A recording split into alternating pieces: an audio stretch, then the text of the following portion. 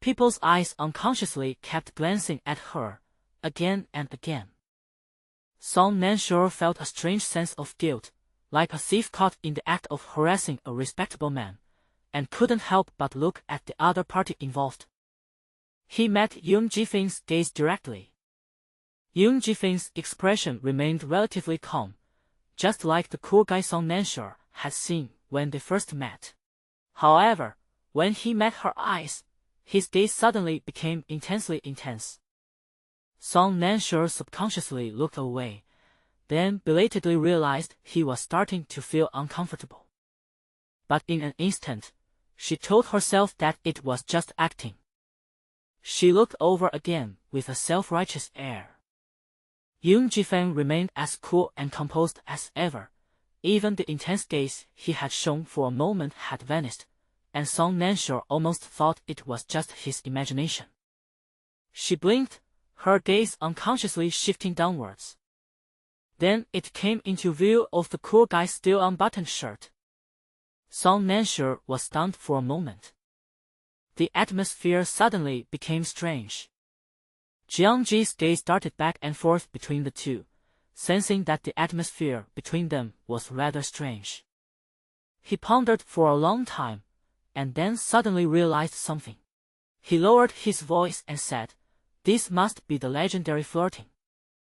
Before he could finish speaking, Zhu Xiu kicked him in the back, lowering her voice, "If you don't speak, no one will think you're mute." Amidst this eerie atmosphere, Yoon Ji-fin seemed oblivious to everything, calmly asking, "What's wrong?" Song Nansure couldn't help but say, "Your clothes." Yoon Ji-fin glanced down, seemingly oblivious to the problem, and asked, "What's wrong with your clothes?" Song Nansure couldn't stand his disheveled appearance in the street, so she went up to him, muttering, "Didn't you see?" as she reached out and closed his shirt again. The collar was smoothed out again under her hands. In that instant, a thought suddenly flashed through Song Nansure's mind.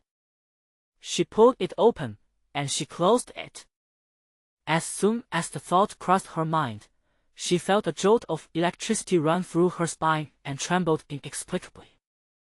She took a deep breath, subtly took 2 steps back, and said, "Okay." Yoon Ji-fin then seemed to realize something.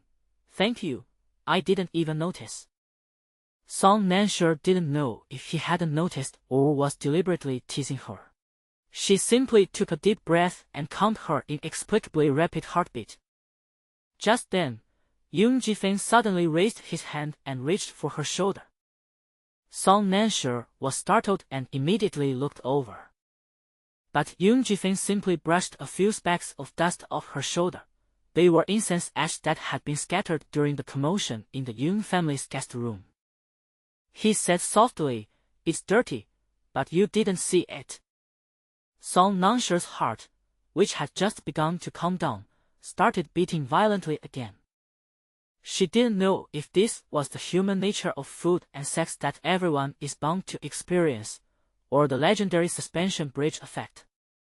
But she knew that if things continued like this, under such an atmosphere, she would not be able to think rationally and would easily make some wrong decisions and misunderstand some of her feelings.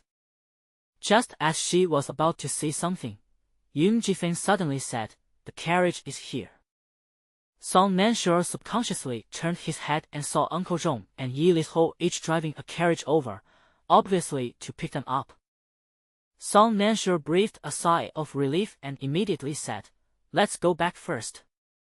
Yi Li-ho walked up and waved to them, saying, "I've come to pick you up."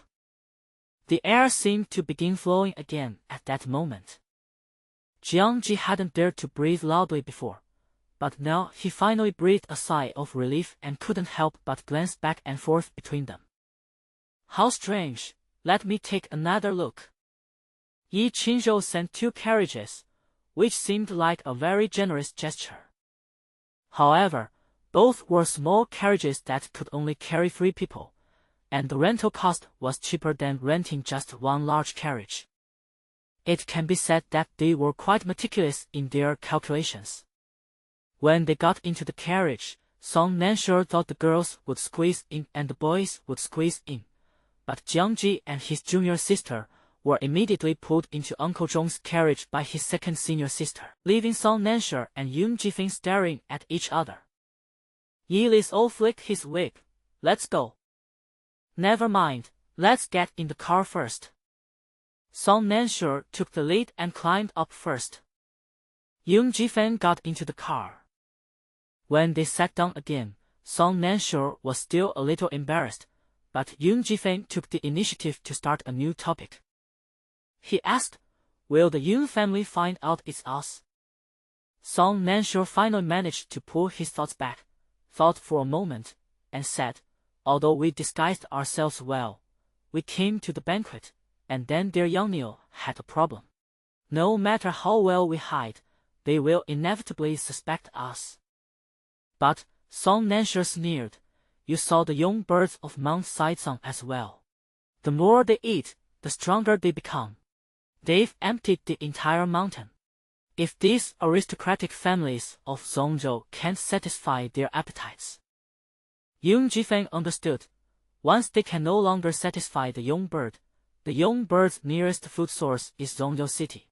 Once Zhongzhou City is destroyed, the aristocratic families cannot afford such losses. Therefore, they must achieve their unknown goals before the young bird loses control, and before achieving their goals, they must eliminate us. Song Nansure smiled, tucked a strand of hair that fell to his cheek, and said, "They want us dead anyway. It just depends on how long our status as disciples of the Boundless Sect can keep them in check." Knowing they can't control the young bird, they still dare to put it in Zhongzhou City. I don't know if they're bold or stupid. This time, Yoon Jifeng didn't speak. After looking at her for a moment, he suddenly said, "Let me help you tie your hair up." Song Nansure paused in tucking his hair. Seeing that she didn't speak, Yoon Jifeng said, "Turn around." Song Nansure subconsciously turned around, her back to him. Then Yoon Jifeng pulled out a small comb from somewhere and gently combed the ends of her hair. Although she was combing her hair, Song Nansure felt as if the comb was brushing against her back with her movements. She took a deep breath and asked calmly, "Where did you get the comb?" Yoon Jifeng tried his best to suppress the trembling of his hands where she couldn't see him. His heart was pounding like a drum, but his voice remained steady as he said, "Before I came, Yi Qinshou said that a qualified pretty boy should always pay attention to his appearance, so he gave this to me." Song Nansure couldn't help but smile. After that laugh, there was silence. Song Nansure could only hear the faint sound of a comb running through his hair. Yoon Jifeng was very serious, striking the paper one stroke at a time. Song Nansure could clearly feel the comb that had been brushing her hair gradually becoming more skillful, and Yoon Jifeng's large hands clumsily grasped the ends of her hair, gesturing as to what kind of hairstyle he wanted to create. Song Nansure then felt his heart start beating faster again. She asked instinctively, "Do you really know how to style a woman's hair?" His movements didn't seem like he was just gesturing randomly. Then she paused. "That makes sense. I've heard that wealthy families arrange engagements very early. Yoon Jifeng might also have a woman he loves. If he styled someone else's hair." Song Nanshure's heartbeat gradually calmed down, even becoming somewhat too calm. Then she heard Yoon Jifeng hesitate and say, "When I was young, I did a mission where I disguised myself as a maid to get close to a female demon. So I naturally learned how to style my hair, but it's been a long time since I've done it." His voice sounded somewhat embarrassed. Song Nansure inexplicably felt happy, even refreshed. She didn't know if it was because Yoon Jifeng had been a maid or for some other reason. She simply said, "You even dressed as a woman? Didn't your Yoon family have any suitable female disciples back then?" "Yoon Jifeng, among the disciples of suitable age, I have the highest cultivation level. It would be too dangerous for anyone else to go." Song Nansure burst out laughing. Just then, the carriage jolted, and Song Nanshure's hair was tugged by the comb. Her laughter stopped abruptly, and she hissed, "I say, you're not doing this on purpose to get revenge, are you?" Yoon Ji-fan quickly put down the comb, subconsciously ruffled her hair, and said, "I'll be careful." Song Nansure paused in his complaining. Then, in an indescribable silence, Yoon Ji-fan fixed her hair into a bun. With the hairpin inserted into her hair, Song Nansure didn't even glance at how Yoon Ji-fan's hair was styled before immediately standing up and saying, "I'll go to the carriage in front to check on my senior sister and the others." After saying that, she jumped off the carriage, and Yoon Ji-fan's outstretched hand couldn't even grab the hem of her clothes. Yoon Ji-fan withdrew his hand and looked at his palm, where the touch of her hair seemed to linger. Yoon Ji-fan clenched his fist suddenly, his heart pounding so hard that he wondered if Song Nansure could have hurt him. After Song Nansure jumped off the carriage, under Yi Liu's surprised gaze, he only hurriedly said, "Go find my senior sister," before foolishly walking to chase after the carriage in front.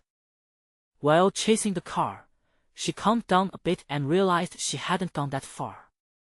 When single men and women are alone in the same space, it's easy for them to develop some kind of illusion, especially after they've just played out such a delicate relationship as sugar daddy and gigolo.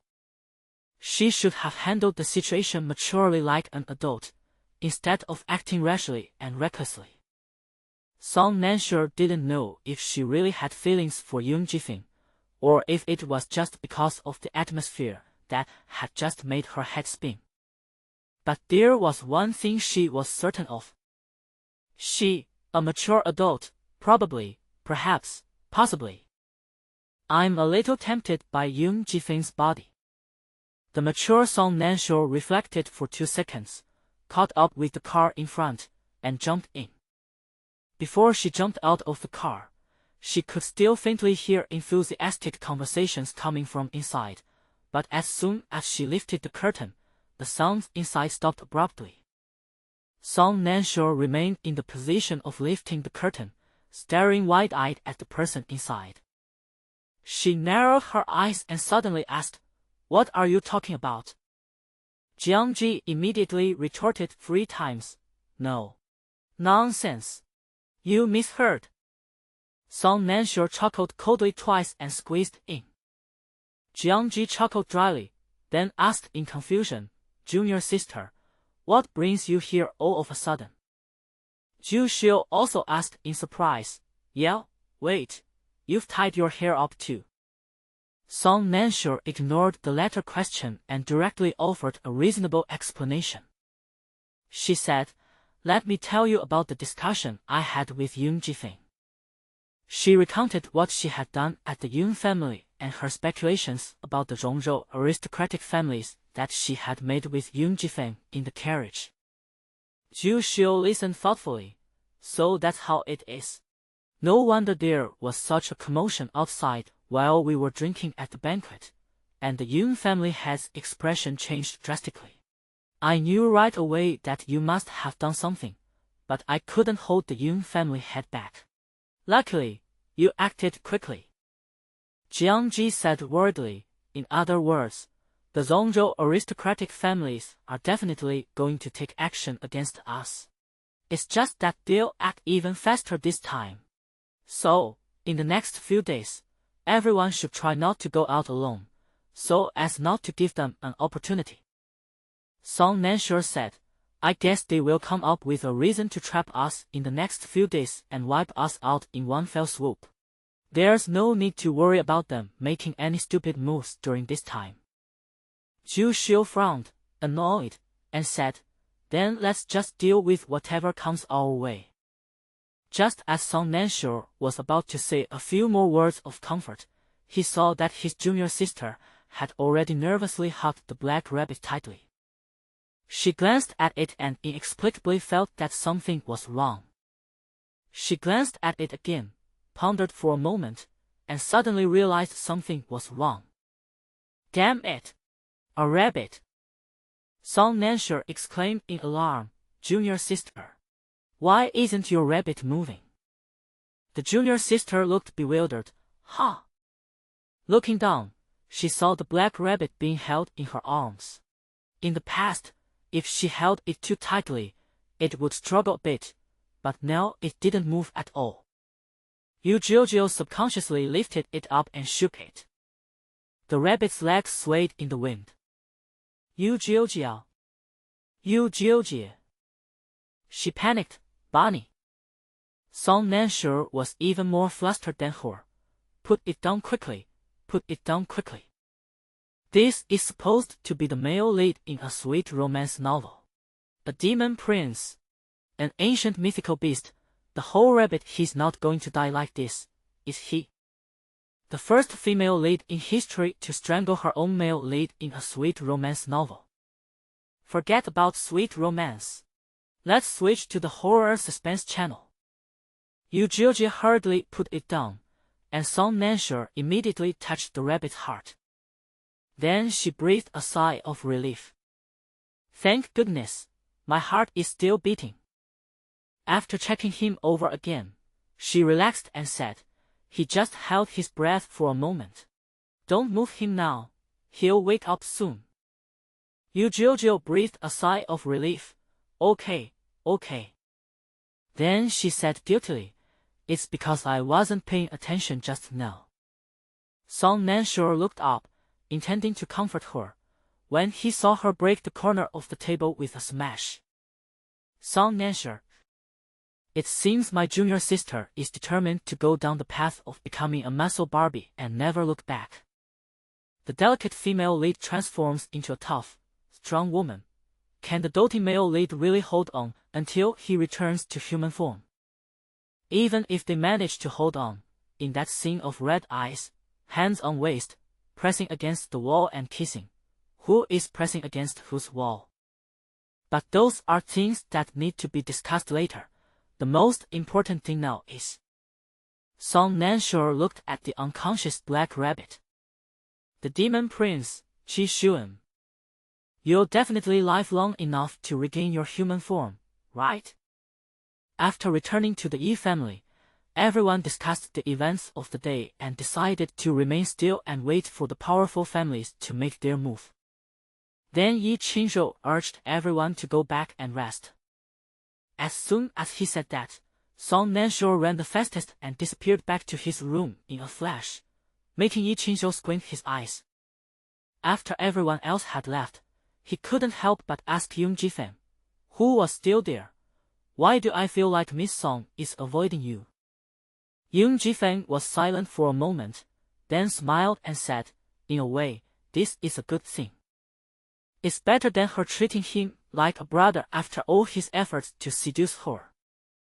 But when Yung Jifeng noticed that Song Nansher was avoiding him the next day, he became restless.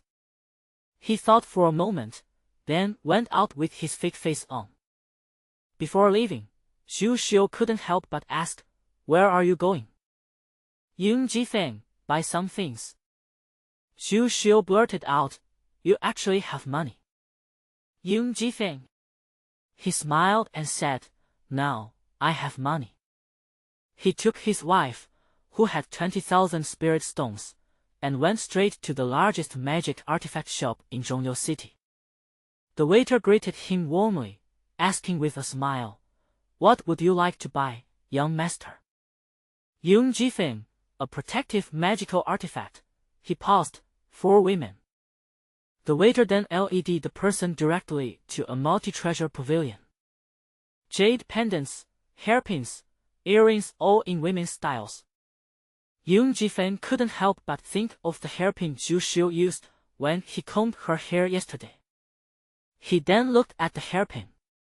Seeing this, the waiter asked, "What kind of hairpin does the young master's beloved girl prefer?" What kind of hairpins did Song Nansher like? He paused, then said, "The most expensive." "I know her very well." The waiter laughed so hard his eyes almost disappeared, and quickly led him to see the more expensive items. Young Jifeng chose a hairpin that exuded an air of wealth and luxury. When the waiter went to wrap up the hairpin, Young Jifeng felt that someone was watching him. He remained calm and did not turn his head. A moment later, a familiar voice rang in my ears. "Young Master Mu, you're here too." Young Jifeng then turned his head. "Young Tang." He nodded indifferently, as if he had just noticed him. Young Tang didn't take it seriously. Seeing all the women's hairpins in front of him, he smiled and said, "Are you choosing hairpins for Miss Song?" "Young Jifeng, mm." Young Tang sighed. "Young Master Mu is truly deeply in love with Miss Song. What a pity." He clicked his tongue twice, shook his head, and remained silent. Young Jifeng chuckled inwardly, but asked outwardly, "What's a pity?" Young Tang hesitated for a moment, then put on a sincere expression and said, "Young Master Mu and I hit it off immediately. We are both men, so I will not hide anything anymore.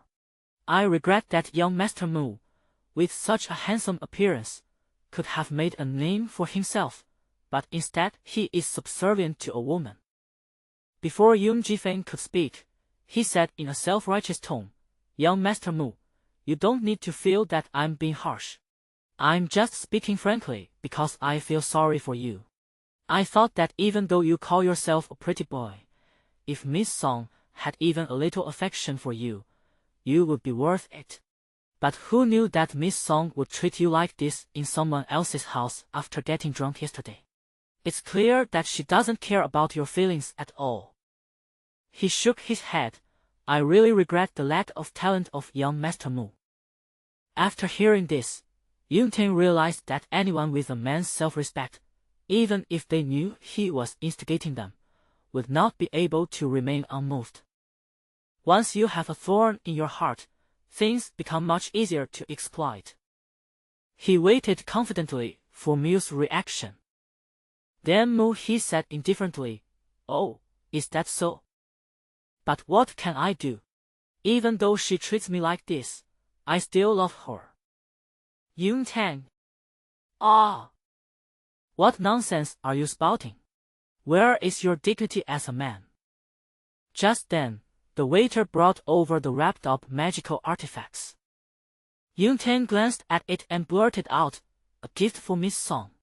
It's so expensive. You didn't buy it with your money, did you?" He thought this person had come to squander Song Nansher's money and was just buying some gifts for his sugar daddy as a token gesture. But he bought nothing but the hairpin. Then Mu nodded. Young Tang asked, puzzled, "Is it really necessary?" Mu he remained unfazed. "It's because I like her." Young Tang. He stared in disbelief as Mu disappeared into the distance. Holy crap! This gigolo actually found true love. What to do? He's actually a little touched. When Young Jifeng returned, Song Nansher was arguing with Brother Donkey about the 100 spirit stones it had earned for its labor at the Young family. Song Nansher smiled and said, "We're old friends, so this time I'll give you a 15% discount. How about 85 spirit stones?" This was the first time Brother Donkey had ever seen such a reverse discount tactic as giving a donkey a discount on its wages. The whole donkey was shocked by Song Nansher's shamelessness. It hissed in protest. Song Nansher's ears throbbed with pain from being caught. She rubbed her ears and said, "Even if I give it to you, you have nowhere to put it." The donkey immediately opened its mouth, revealing its big white teeth. Song Nansher stared at the wide-open donkey mouth in confusion for a moment, then suddenly understood its meaning. "You mean, you can put spirit stones inside your stomach and take them out when you need them?" Brother Donkey nodded with his mouth open. Song Nansher stared at its belly for a long time, seemingly wanting to study where it digested food and where it stored things. Then I thought of that red stone that Brother Donkey had swallowed. Oh, the chilling blood jade. She wondered how the chilling blood jade could stay in Brother Donkey's belly for so long, because it turned out that Brother Donkey's belly had a storage function. She must have been blind to think it was just an ordinary donkey. Seeing that she couldn't avoid it, she muttered to herself as she took out spirit stones from her storage ring. However, before she could count out 100 spirit stones, a voice suddenly came from outside and said, "I'll pay for this." Song Nansher. In an instant, she felt that the voice was as melodious as celestial music. When she turned her head, she saw a figure coming from behind the light, and she felt that the figure was so tall and majestic.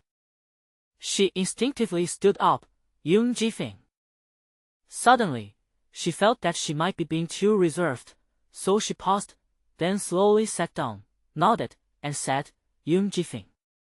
Yoon Ji-fing laughed and nodded, The two looked at each other for a moment, then simultaneously looked away. Brother Donkey didn't care what those two were being coy about. He nudged Song Nansher with his head, demanding she pay him back. Song Nansher started counting money again. Yoon Ji-fing stepped forward and pressed her hand down, then pulled away immediately, saying, "I said I'll return the favor.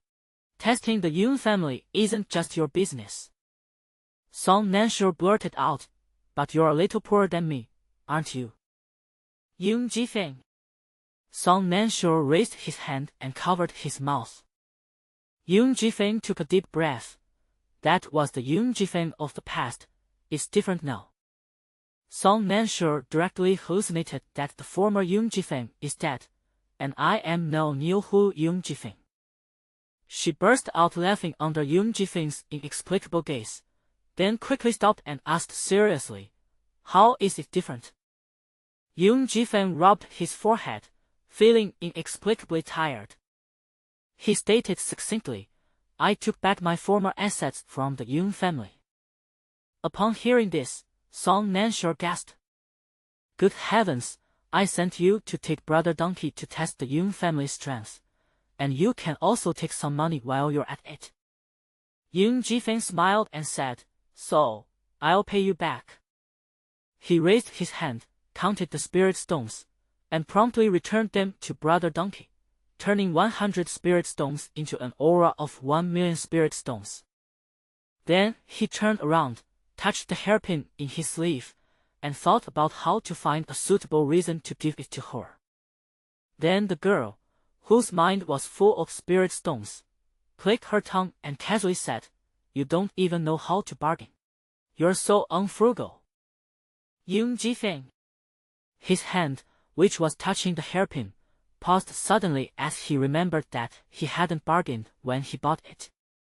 Suddenly feeling guilty, she felt a burning sensation in her sleeve, fearing that if she took it out, she would be criticized by Song Nansher for being unmanageable. Yoon Ji-fing asked guiltily, "You like men who are good at managing a household?" Song Nansher immediately looked over and felt that Yoon Ji-fing's question was clearly pointed at something. She deliberately avoided looking at him, and instead looked up slightly at the window, saying, "If we are going to settle down, we definitely need to find a man who can manage a household well." Yoon Ji-fing looked thoughtful. Then he solemnly said, "I understand." Song Nansher. What did you understand?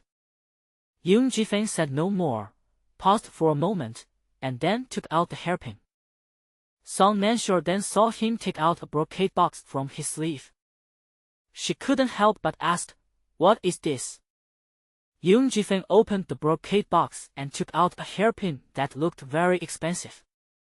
He said, "This is a protective magic artifact I'm giving you." Then he quickly found an excuse and said, "You said it yourself. The aristocratic families will be making their move soon, so having more protective magical artifacts will give us more protection." Song Nansher opened his mouth. Yoon Ji-fing, however, was determined not to give her a chance to refuse, and said directly, "I've already bought it, and the store won't give me a refund." Then, Seeing Song Nansher's stunned expression, he couldn't help but touch his nose. Although it might seem like I'm not very good at managing money, I still have to give a gift. He said softly, "It's just a protective magic artifact. If you don't use it, I can't find anyone else to use it." When Song Nansher looked up, he was surprised to see a hint of expectation in his bright eyes. She paused for a moment, then took a deep breath. "Well, thank you." Yoon Ji-fan then laughed. Even through that fake face, she seemed to see the joyful smile on Yoon Ji-fan's handsome face. He was afraid that she would say he was not good at managing a household, so he didn't want to stay any longer and turned to leave. After taking 2 steps, he suddenly turned back, hesitated for a moment, and asked softly, "May I put it on for you?" Song Nansher wanted to say okay, but he opened his mouth and didn't make a sound. He coughed and then calmly said, "Okay." Yoon Ji-fan then returned, took the hairpin from Song Nansher's hand, gestured with it, and gently inserted it into her hair. The hanging tassels jingled. Yoon Ji-fan subconsciously reached out to touch Ryo-soo, but halfway there he suddenly realized what he was doing, quickly withdrew his hand, and hurriedly said, "Then I'll be going now."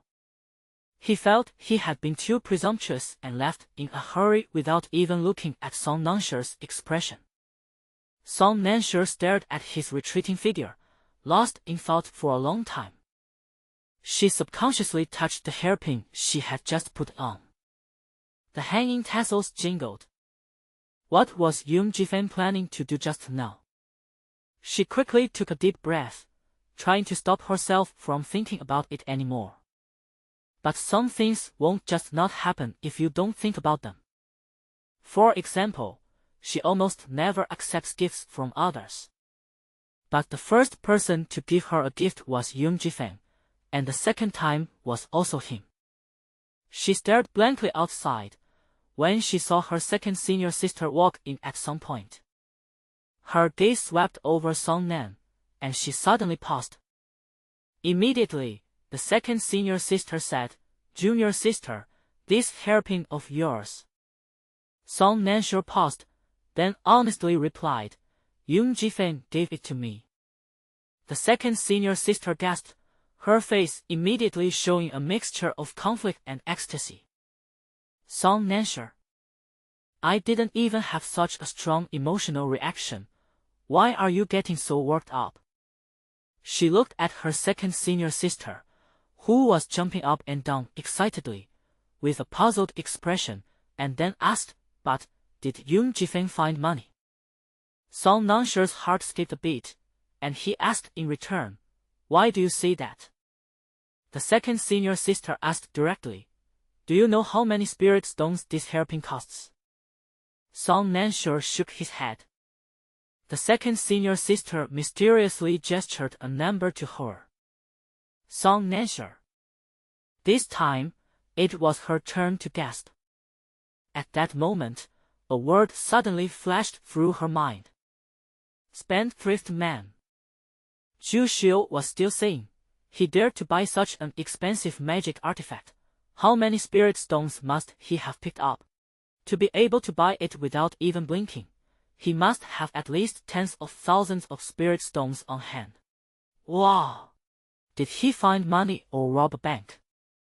Song Nansher heard nothing. She only heard tens of thousands of spirit stones. At that moment, she suddenly felt that Yoon Ji-fan was such a captivating person. Song Nansher was smitten for a whole day, but unfortunately, Yoon Ji-fan seemed afraid of being called unmanageable, and disappeared without a trace, giving Song Nansher no chance to express her feelings. The aristocratic families were also at peace, eerily so. There was neither the panic that followed the sudden uprising of the hidden eagles, nor any probing of them. So that night, Song Nansher went to sleep with mixed feelings about his family and Yoon Ji-fan. Naturally, I didn't sleep well. So when she suddenly woke up from her dream, the faint, indistinct cries in the air made her momentarily unable to distinguish whether it was a dream or reality. Remain. Song Nansher suddenly shuddered and became fully awake. That sound. Song Nansher suddenly stood up, hurriedly grabbed his coat, and ran into the courtyard, shouting, "Get up, everyone!" As soon as she finished speaking, Yoon Jifeng and Jiangji walked out of the room one after the other, clearly not having woken up much later than her. Lights gradually came on in the other people's rooms as well. Yoon Jifeng stood in the moonless and starless courtyard, frowning as he said, "It's the cry of the young bird. How could we hear the young bird in Donglo City?" Song Nansher took a deep breath. Clearly, another young bird has entered the city. As soon as she finished speaking, another call came from a different direction and had a different timbre. And there's more than one. At this point, more than one pheasant entered the city, and it's easy to imagine what was going to happen. If no one intervenes, Zhongzhou City is now like an opened can of meat, left to be devoured by others without any defense. Song Nansher didn't know whether these young birds that entered the city were young birds from Xizang Mountain who had finally set their sights on Zhongzhou City as a hunting ground after running out of food, or whether it was another test by the Zhongzhou aristocratic families against them. But she couldn't afford to gamble. She didn't even wait for the others, and said directly, "There's more than one. Split up and don't let the pheasant land."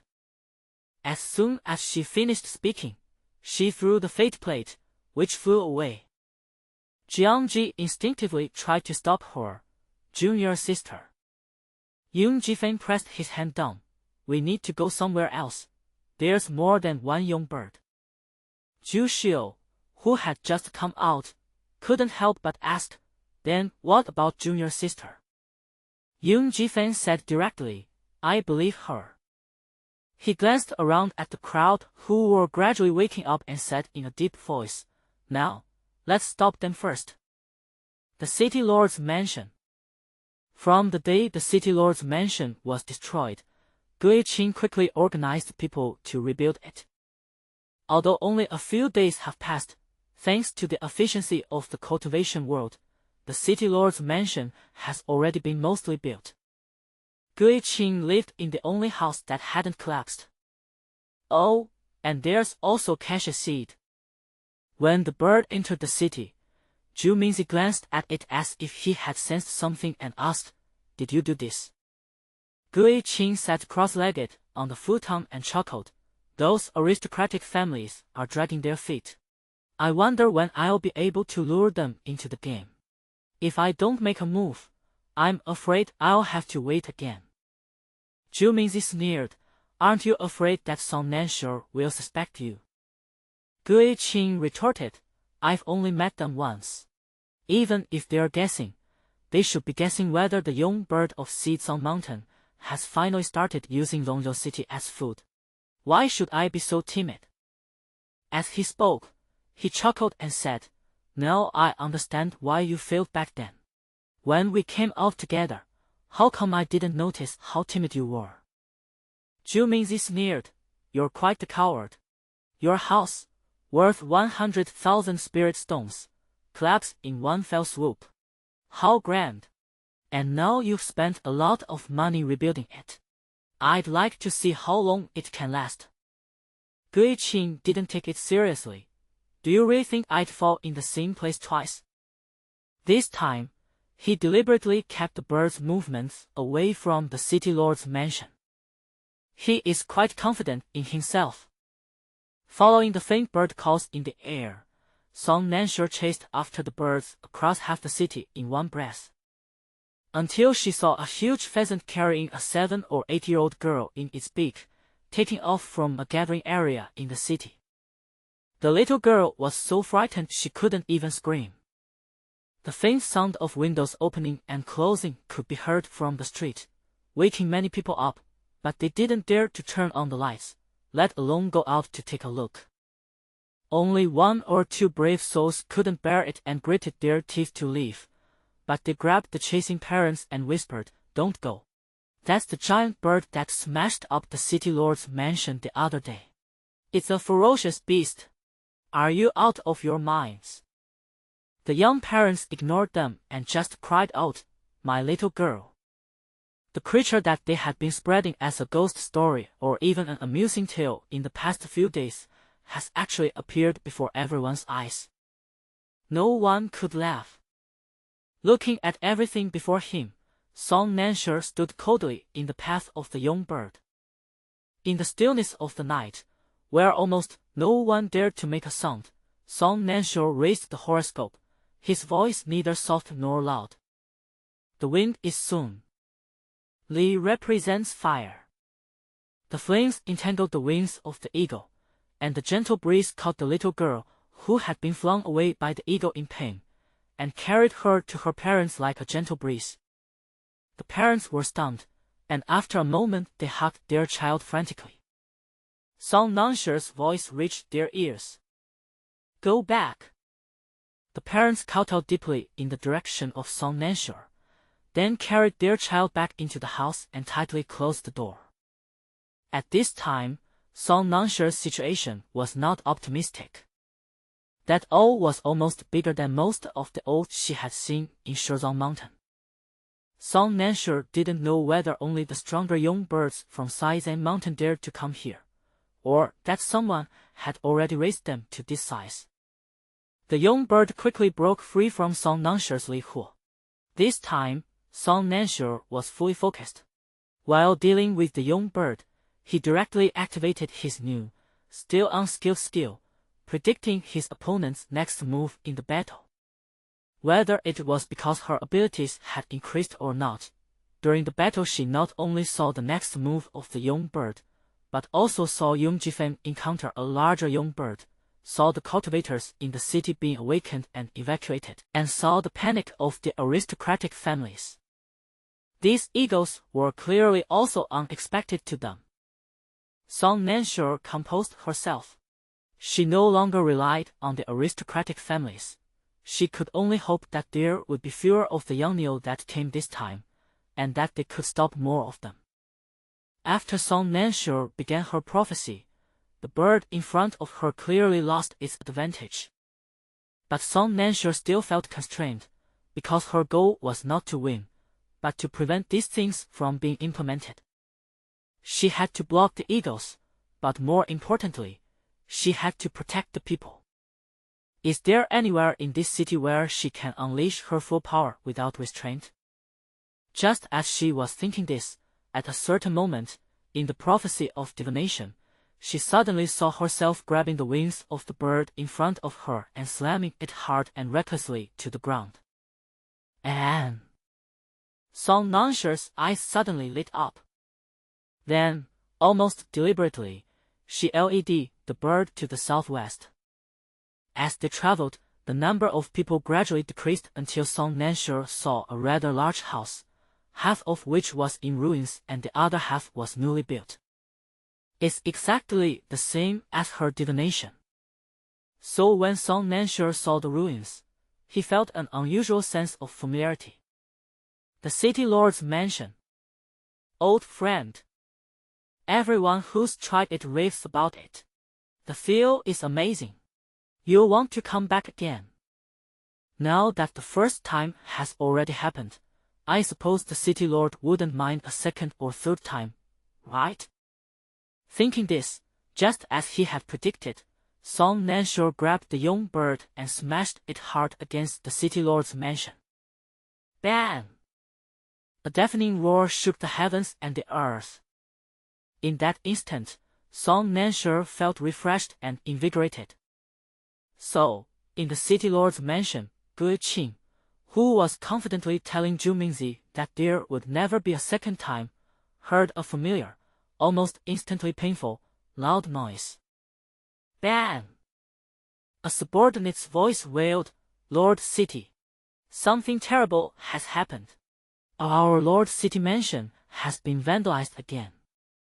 "City Lord," the cashier said quietly, "there won't be a second time." The ghost lord spat out a mouthful of blood. Meanwhile, Jiangji and his group, who were engaged in a fierce battle with the young Niu, also turned to look in that direction upon hearing the sound. Old man Lu chimed in. Your third junior sister, right?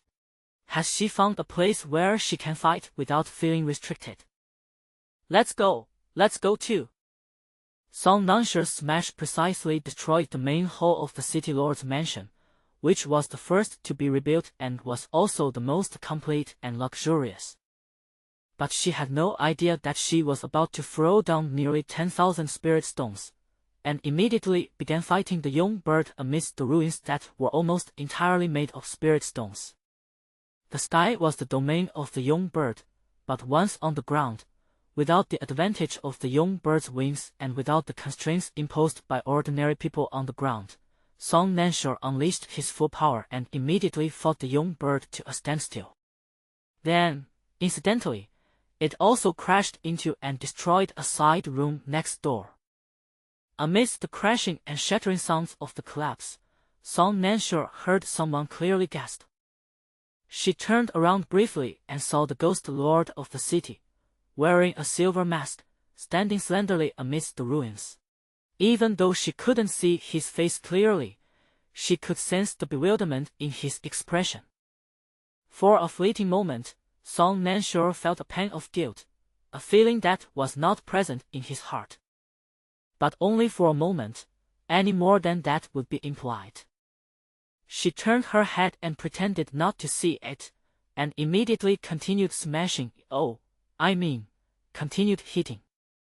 Gui Qing could only watch as she crushed one wall after another, demolished his study, and smashed his meticulously designed pavilion. Gui Qing felt his heart trembling. Every brick and every tile was a precious stone he had thrown in. When Zhu Mingzi first came to him, he always felt that the reason for Zhu Mingzi's failure was that she cared too much about money, lacked a big-picture perspective, and had no vision. But now it's his turn. He forced an ugly smile. His voice strained through clenched teeth. Miss Song, don't you think you went a bit too far with that? Amidst his busy schedule, Song Nansha replied, Lord City Lord, I have no choice but to do this. Zhongzhou City is currently in dire straits, facing a critical moment of survival. I'm sure that with your magnanimity, for the greater good and for the sake of the people of the city, you wouldn't care about a mere room or two. 井号 pattern 井号. Once Song Nansha bestowed this high praise upon Gui Qing, he could no longer utter a single word of concern. He suddenly understood the frustration he felt when Zhu Mingzi was mocked for lacking vision. I felt a deep sense of empathy. Seeing that the man and the bird had moved their battleground again and were about to smash up another room of his, Gui Qing felt that he couldn't watch any longer. He had a gut feeling that if he dared to stand idly by, Song Nansha would dare to smash all his houses, even leveling the foundations. Gui Qing took a deep breath and was forced to act. Before they could smash down the next room, he and Song Nansha subdued the bird. He wasn't sure if it was just his imagination, but at that moment, he seemed to see a smile on Song Nansha's lips. He stared intently. Under the watchful eye of Gui Qing, Song Nansha calmly put away the destiny plate and gave him a thumbs up. The city lord is indeed righteous. Gui Qing took a deep breath and forced a smile. It's all my duty. As soon as he finished speaking, Song Nansha put away the horoscope, pulled out a dagger, and walked towards him. He was startled, almost thinking he had given something away. However, Song Nansha stopped in front of the bird and ended its life with a single stroke of his sword. Before Gui Qing could utter a word to stop him, Song Nansha had already raised his knife and brought it down. Gui Qing looked up at Song Nansha. Song Nansha sheathed his dagger. This is called cutting the weeds and eliminating the roots. Gui Qing took a deep breath and could only smile and say, Miss Song is very thoughtful. Song Nansha said modestly, Not at all. It's all thanks to the city lord.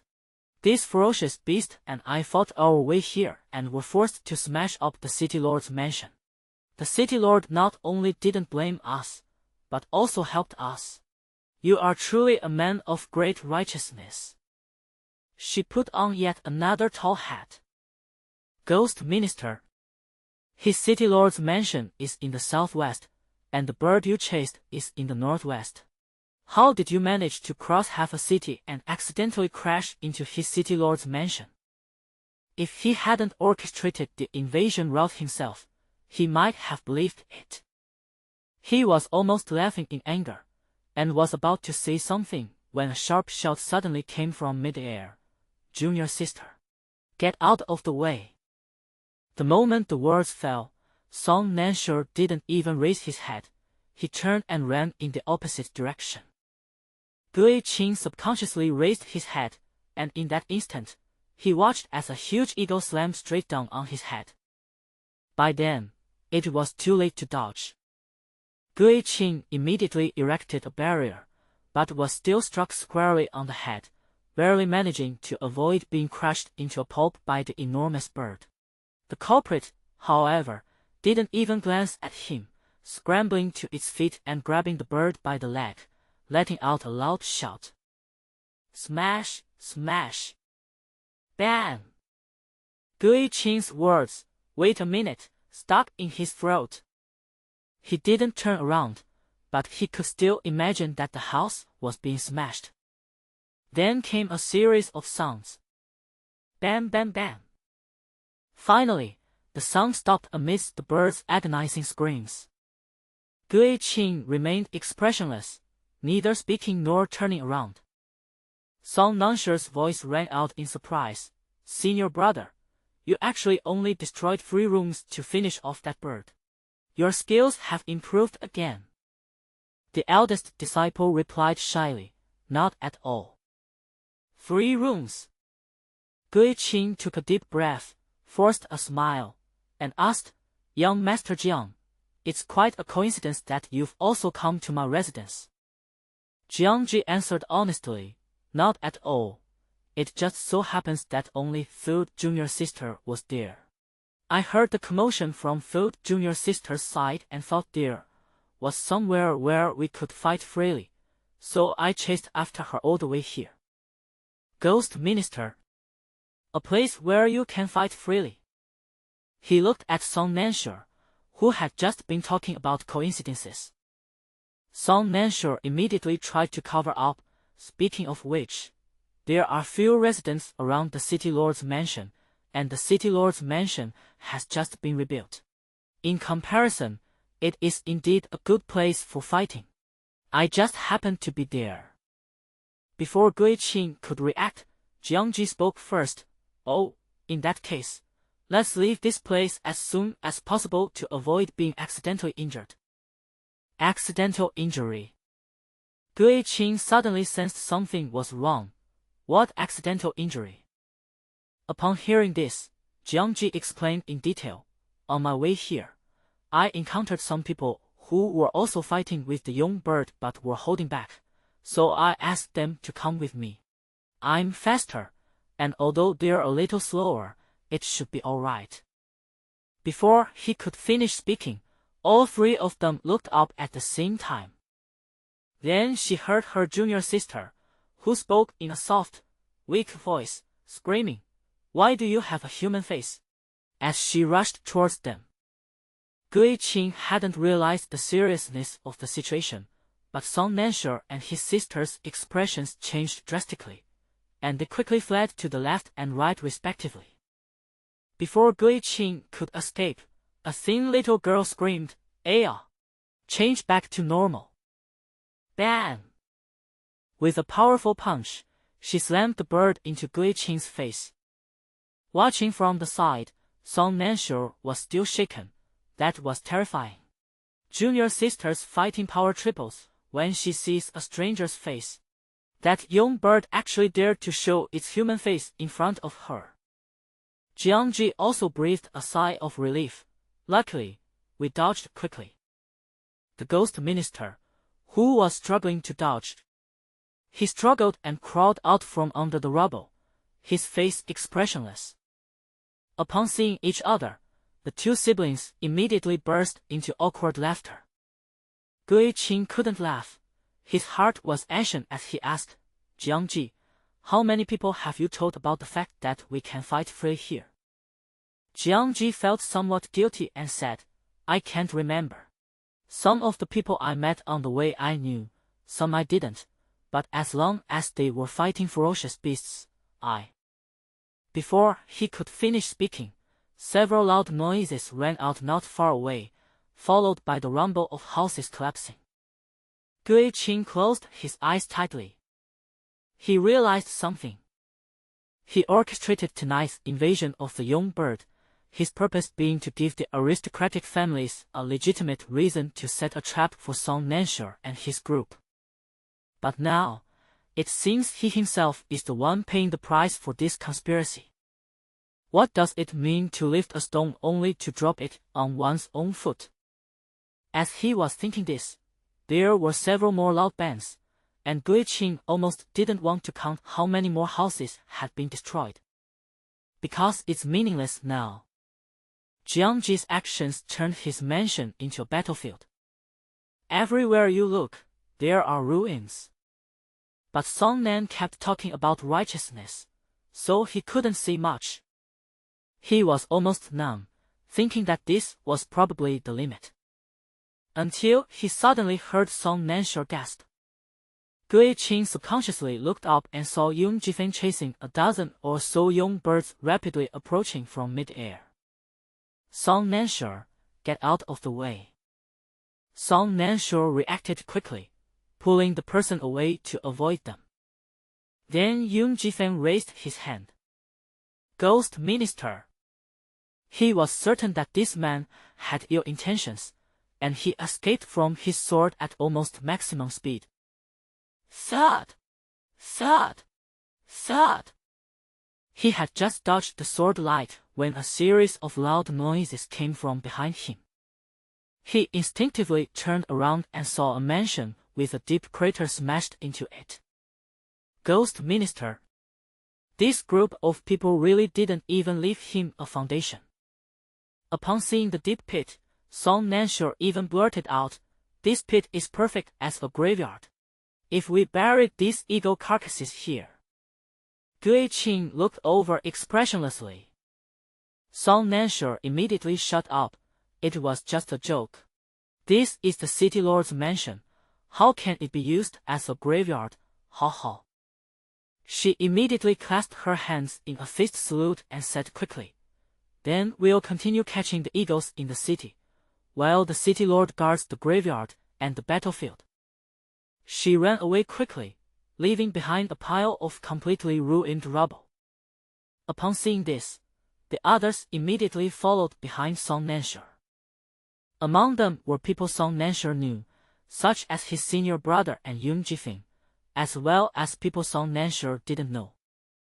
Most of the people Song Nansha didn't recognize were ordinary cultivators of the city lord. After being awakened, they discovered that a ferocious beast had come to the city. Before they could react, they joined the others in resisting the young bird and were then tricked by Jiangji into coming here. Now that they had finished fighting off a wave of ferocious birds, they realized something was wrong. After a moment of silence, they suddenly asked, Where are the guards from those noble families and the city lord?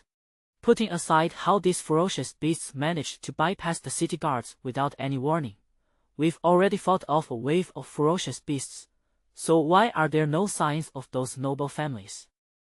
Song Nansha also thought, yes, why is there no sign of aristocratic families? It's impossible for aristocratic families to be so slow to react. The city is in such chaos now and they still haven't come out. There are probably only two possibilities. Firstly, they released the bird because they wanted certain people to die, so they won't offer any help. Secondly, they didn't let the owl in. They were also confused, so they didn't react immediately. Instead, they checked to see if their owl was still there. But if it's the second possibility, then who else would be involved with the eagle? Song Nansure looked up and glanced at the present-day Zhongzhou city. When she came out to chase the eagle, the city was still very quiet. The silence was only broken when Song Nansure discovered the eagle. Now, however, the city is filled with the sounds of fighting, with cultivators shouting battle cries that shake the heavens, and mortals living in fear and unease. During the Southern Song dynasty, no one knew how many young birds there were. However, not everyone is like Song Nan and his group, capable of avoiding harming others. Countless mortals were caught in the crossfire of the battle, and countless others were captured by the young bird. Song Nansure took a deep breath and said, "Continue." The cultivator, who was questioning the aristocratic family, stopped abruptly, remained silent for a moment, and then said, "Continue." Whether they knew each other or not, they stopped talking and turned to go to the battlefield. Before leaving, Jiang Jifeng suddenly said, "Song Nansure." Song Nansure turned around. Jiang Jifeng, be careful." Song Nansure couldn't help but laugh. Song Nansure became increasingly skilled at dealing with the young bird, and this time he quickly finished off one. She brought the victim back to the ground and watched her stumble away. Just as she turned to continue, she suddenly saw the head of the Yun family walking towards her with a group of disciples. The Yun family head also saw them. Song Nansure narrowed his eyes and sneered without any politeness, "It's not too late for Patriarch Yun to come out at this time." The Yun family head's expression was already unpleasant, and upon hearing this, it became even more so. He began, "Miss Song." Song Nansure interrupted directly. "Instead of exchanging pleasantries with me, Patriarch Yun, you should take a look at Zhongzhou city now. Even just sending people to guard the city walls to prevent any escapees from taking people out of the city would be helpful." Perhaps feeling embarrassed, the Yun family head reluctantly said, "We've investigated. There were only about 30 ferocious beasts that came in this time, and most of them have already been cleared out. There are no more ferocious beasts coming towards Zhongzhou city from Song Mountain. This was just an accident, and the losses are not significant." Song Nansure suddenly laughed. She slowly asked, "In the opinion of Patriarch Yun, how much loss is one life? How many lives constitute a loss? How many people losing their lives constitute a significant loss?" She knew she needed to stay calm. It wasn't the time to embarrass these people. But she didn't want to. The Yun family had suddenly shut his mouth, as if he had just realized that he had said the wrong thing. But his expression showed disapproval. He looked at her with mockery and disdain, as if he thought she was naive and laughable. After a long pause, he finally said, "Miss Song cherishes the common people. She truly deserves to be from the Wuyang sect." He said, "In that case, I and the other noble families are preparing to enter Mount Sicheng to wipe out the ferocious beasts in 2 days. I wonder if Miss Song would like to come." Suppress the ferocious beasts. Song Nansure suddenly realized something. During a recent extermination of ferocious beasts on Mount Saizan, Yun Jifeng and his group were wiped out. Who are they targeting this time? It's obvious. Song Nansure didn't know if this sudden turn of events had prompted them to speed up their actions or if this was their original plan, but she knew that the time had come to reveal their true intentions. So she said, "Okay." Before dawn, the ferocious beasts that had invaded Zhongzhou city were all wiped out. Song Nansure retreated the city lord's mansion like a graveyard, burying the ferocious beast's corpse directly there, and even saying, "The city lord is righteous and will surely be able to suppress these corpses." From then on, Gui Qing went from sleeping in a mansion to sleeping on a grave. As dawn broke, the farce came to a temporary halt, and everyone dispersed. Song Nansure and the others also wanted to leave. At this moment, Gui Qing suddenly said, Miss Song. Song Nansure turned his head away. Under the sunlight, the young man, wearing a silver mask, stood on the ruins and slowly said, 2 days from now, I will also be going to Mount Sichen. Song Nanshure's eyes flickered. Really? The others were unaware of the agreement Song Nansure had made, and were about to ask when Yun Jifeng suddenly gestured for them to stop. Then Gui Qing continued, I will be all alone at that time, so I hope Miss Song will take care of me. Song Nansure chuckled, City Lord, you jest. Who in Zhongzhou City doesn't know that you have close ties with those aristocratic families? It's not our place to take care of them, is it? Gui Qing slowly shook his head, saying meaningfully, intimacy? That's not necessarily true. People only see me in seclusion all day, leaving most of the city's affairs to the aristocratic families, but they don't know that sometimes, whether I go into seclusion or not is not something I can decide. This is practically an open declaration that the powerful families forced him into seclusion and sidelined him. Song Nansure didn't respond at all, only saying, Indeed, life is full of surprises sometimes. Who knows when you'll have to go into seclusion? She then smiled and said, Then we'll take our leave now. Gui Qing wasn't in a hurry. Then I'll see you at Xizang Mountain. Song Nansure turned and left. Throughout the journey, everyone held their breath, and only after returning home did Jiang Ji eagerly ask, What? What? Mount Sichen in 2 days. Song Nansure succinctly stated, The Yun family has invited us to go to Sichen Mountain to exterminate the ferocious beasts in 2 days. I agree. Everyone was immediately taken aback. Why the rush? Yun Jifeng had a guess. It's probably related to today's events.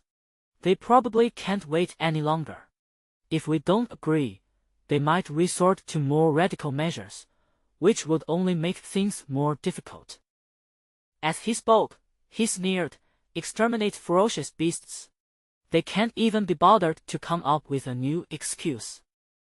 He then asked, What is that ghost lord city lord getting involved in? Song Nansure stroked his chin. On the surface, he's probably trying to imply that the powerful families are going to target him too, and that they want to join forces with us, but this guy? Song Nansure bluntly stated, I don't believe in aristocratic families, and I don't believe in him either. Jiang Ji thought for a while and then became worried. We've all entered the Four Treasures Mountain, and only the aristocratic families left to guard Zhongzhou City are left. What if they take the opportunity to do something to Zhongzhou City? Even though she said that, he wasn't afraid of being isolated and helpless after entering Xizang Mountain. Instead, he was afraid that someone might do something to Zhongzhou. Song Nansure didn't know if this could be considered the passionate spirit of a male protagonist who is arrogant and domineering. Song Nansure smiled and said, No one in Zhongzhou can be relied on. It's not like we can't find outside help. We can stabilize Zhongzhou City when we enter the mountains. For an aid, Zhu Xiu subconsciously asked, the Boundless Sect. After saying that, she realized it wasn't quite right. It's true that they are direct disciples of the Wuyang sect, but if they truthfully report to the sect will at most step in to bail them out. They might not necessarily do anything to Zhongzhou City, which is thousands of miles away, without any evidence. It's not that the sects are cold-blooded, but rather that they have their own concerns. She was about to say that when she heard Song Nansure retort, No, we'll go to the Immortal Alliance. Everyone immediately looked over. Zhu Xiu couldn't help but say, the Boundless Sect won't easily get involved in Zhongzhou City, and neither will the Immortal Alliance. Song Nansure chuckled. Who told them to get involved? She said directly, We are filing a formal complaint against the City Lord of Zhongzhou City for colluding with the 3 major families to evade taxes. The amount involved is huge and the impact is egregious. Do you think they won't come? Everyone was stunned. You can play it like this? That's actually possible. Everyone was stunned, their heads buzzing, completely stunned into silence by Song Nanshi's performance. Song Nanshi looked at them with such self-righteousness. Yoon Ji-feng was the first to react. He snapped out of his shock, pondered for a moment, and then suddenly said, I think it's actually possible. The rest of the people immediately turned to look at Yoon Ji-feng. Yoon Ji-feng explained, the Immortal Alliance has a large number of members and a complex internal structure.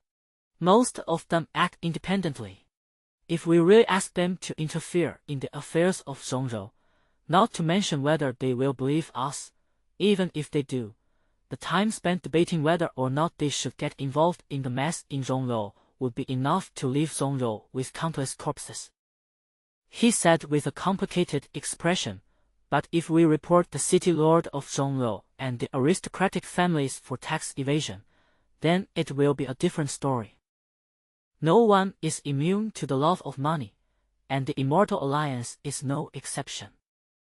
Especially when their reason is tax evasion, it's almost as if someone is trying to steal their money. This means it affects everyone's interests.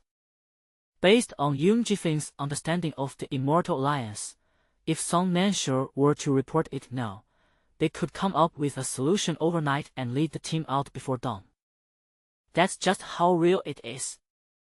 It's not that the Immortal Alliance is a cancerous organization where everyone is just sitting idly by, but any organization that grows too large will become much more sluggish in its operations, and sometimes even good things can turn into bad things.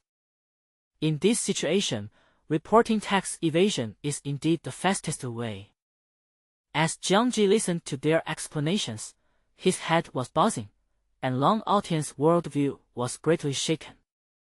Does Long Aotian's world actually have something like tax evasion? Jiang Ji rubbed his face and raised his hand, saying, Wait, let me sort this out. He pondered for a long time and figured out a key problem. He questioned, what if the Immortal Alliance comes? What if they haven't evaded taxes? Song Nanshi immediately looked at him with a "Are you an idiot?" look. She asked, is our goal to investigate their tax evasion, or should we involve the Immortal Alliance? Jiang Ji, Immortal Alliance. He suddenly realized. Song Nanshi shrugged, so the Immortal Alliance is here now, isn't it? They're not some villainous organization. If they come and find something's wrong, will they just sit idly by? Even if they really have no evidence and can't intervene, will the Central Plains aristocratic families not be hesitant to act? She laughed and said, their mere presence here is a deterrent. Besides, Song Nanshi smiled, who said we made a false report? So many young birds on Mount Sicheng are being raised by them. The entire Mount Sicheng has been eaten dry, and those young birds haven't righted yet. What are they feeding them with? Are they selling their pots and pans? Zhu Xiu realized what was happening and immediately looked at Yoon Ji-feng, asking, Brother Yoon, you used to be a member of the Yoon family. Do you know if your family has ever evaded taxes? Yoon Ji-feng. He took a deep breath. If I had known, how could I have let them do that? Song Nanshi nodded in agreement. If he had known, he wouldn't have waited until the family besieged him. He might have betrayed the family first. Just as she was thinking this, Jiang Ji couldn't help but say, you don't even know your own family's finances. It seems Brother Yoon hasn't entered the inner circle. Yoon Ji-feng. He was a young master, a prodigy, but he didn't enter the inner circle. Jiang Ji delivered another blow. If that's not the case, could it be that Brother Yoon was a rich young master who was solely focused on cultivation back then? Yoon Ji-feng. He said coldly, it's none of your business. That attitude, TSK. Jiang Ji laughed without any restraint. and the surrounding air was instantly filled with joy. Song Nansure couldn't stand it anymore and defended him, saying, "Oh dear, don't say that about Brother Yun. When he first met me, he didn't even know how to bargain. He was getting ripped off every day. Now he's at least learned how to bargain. That's a big improvement." Jiangji laughed even harder, clutching his stomach and complaining of a stomachache. Finally, Yi Qinshou brought the topic back with a cup of herbal tea, saying, "I have the Immortal Alliance's contact information here. Would Miss Song like to try it now?" Song Nansure immediately pulled out a communication talisman. "No, I have one. Ever since the last report of Cassia Seed's false advertising and fraud led to the dismantling of Cassia Seed's headquarters, the Immortal Alliance's contact information has remained in Song Nanshure's communication talisman." "Ha! But if you think about it, she reported a medicinal herb last time, and she reported a medicinal herb this time too. Does she have some kind of inexplicable connection with medicinal herbs in this life?" she muttered to herself as she activated the communication talisman. As everyone held their breath, a skilled, polite, and formulaic voice came from the other side. "Greetings, hero. This is the Immortal Alliance." Song Nansure was very polite, but what he said almost made the person opposite him lose his politeness. She said, "Hello, I am Song Nansure from the Wuyang sect. I am here to file a formal complaint against the city lord of Songzhou City for colluding with the three major families of Songzhou to evade taxes. I wonder if the Immortal Alliance can handle this." With a plop, it looks like someone on the other side has fallen off their chair. "Song Nansure, hello, are you still there? Can you process my case?" Then came another series of chaotic noises, as if something had been pulled to the ground. The person on the other end spoke again, their voice filled with disbelief. "Who are you?" "Song Nansure, Song Nansure. Why does it feel like I know her?" The person on the other end coughed, slightly calming down. "Say it again. Who did you report?" "Song Nansure, the city lord of Songzhou and the three major families." The other side, "Report what?" "Song Nansure, tax evasion." The other side, "Ha ha ha ha." "Song Nansure." The person on the other end immediately stopped, saying, "I'm sorry, I lost my composure." Song Nansure, "So, can you accept this application?" Without even consulting their superiors, they insisted, "Yes." Song Nansure was silent for a moment. "Can you decide?" The other side, "Does this even need a decision? This is a once-in-a-lifetime opportunity. Cough cough. I mean, for something like this, our Immortal Alliance has an inescapable duty." "Song Nansure, when are you coming?" The other side, "The latest is tomorrow night." Tomorrow night, just before Song Nansure and the others enter the mountains. They really traveled day and night. Song Nansure politely replied, "Okay, goodbye." She quickly tore off the communication talisman and exchanged bewildered glances with the people behind her. She scratched her head. "It seems all set. I just don't understand why the other side was so enthusiastic after hearing that she was Song Nansure." At this moment, the cultivator, who was communicating with Song Nansure, had his communication talisman torn off and immediately rushed out of the room. He almost caught one of his colleagues, who was making a late-night snack while working overtime, in the act, and the colleague angrily said, "What are you doing?" The man said succinctly, "Song Nansure has come to report someone again." The man gasped in shock and immediately said, "I'll go with you." Both of them seemed to know Song Nansure. In fact, there is no one among the working-class cultivators in the entire Immortal Alliance who doesn't know Song Nansure. The colleague exclaimed, "Last time, This guy named Song Nansho reported a shady sect that was running a fraudulent secret realm. They brought back a fake secret realm and some usable items from a fake sect. The boss and elders were ecstatic. They gave us an extra month's bonus. My senior brother even specifically told us to report any communication talismans we received from Song Nansho to him immediately. Goodness, it hasn't been that long, and we're already getting another bonus. Song Nansho herself had no idea that she, a poor woman, had become a god of wealth in the eyes of the grassroots cultivators of the Immortal Alliance. After hanging up the communication talisman, she and the others looked at each other for a moment, then spread her hands and said, "Don't worry now, they're even more anxious than we are." Jiangji thought for a moment and said, "If the Immortal Alliance had arrived before we entered the mountain, would those people have been prevented from entering?" Their original plan was simply to have the Immortal Alliance keep an eye on Zhongzhou City after they entered the mountains, so that they wouldn't have any worries. Now, it seems that the reason given by the Immortal Alliance for investigating taxes might be enough to make them stop their plans. Song Nansho shook his head. "No, if they are really found to have evaded taxes, there will be no second chance. So they will definitely go into the mountains this time.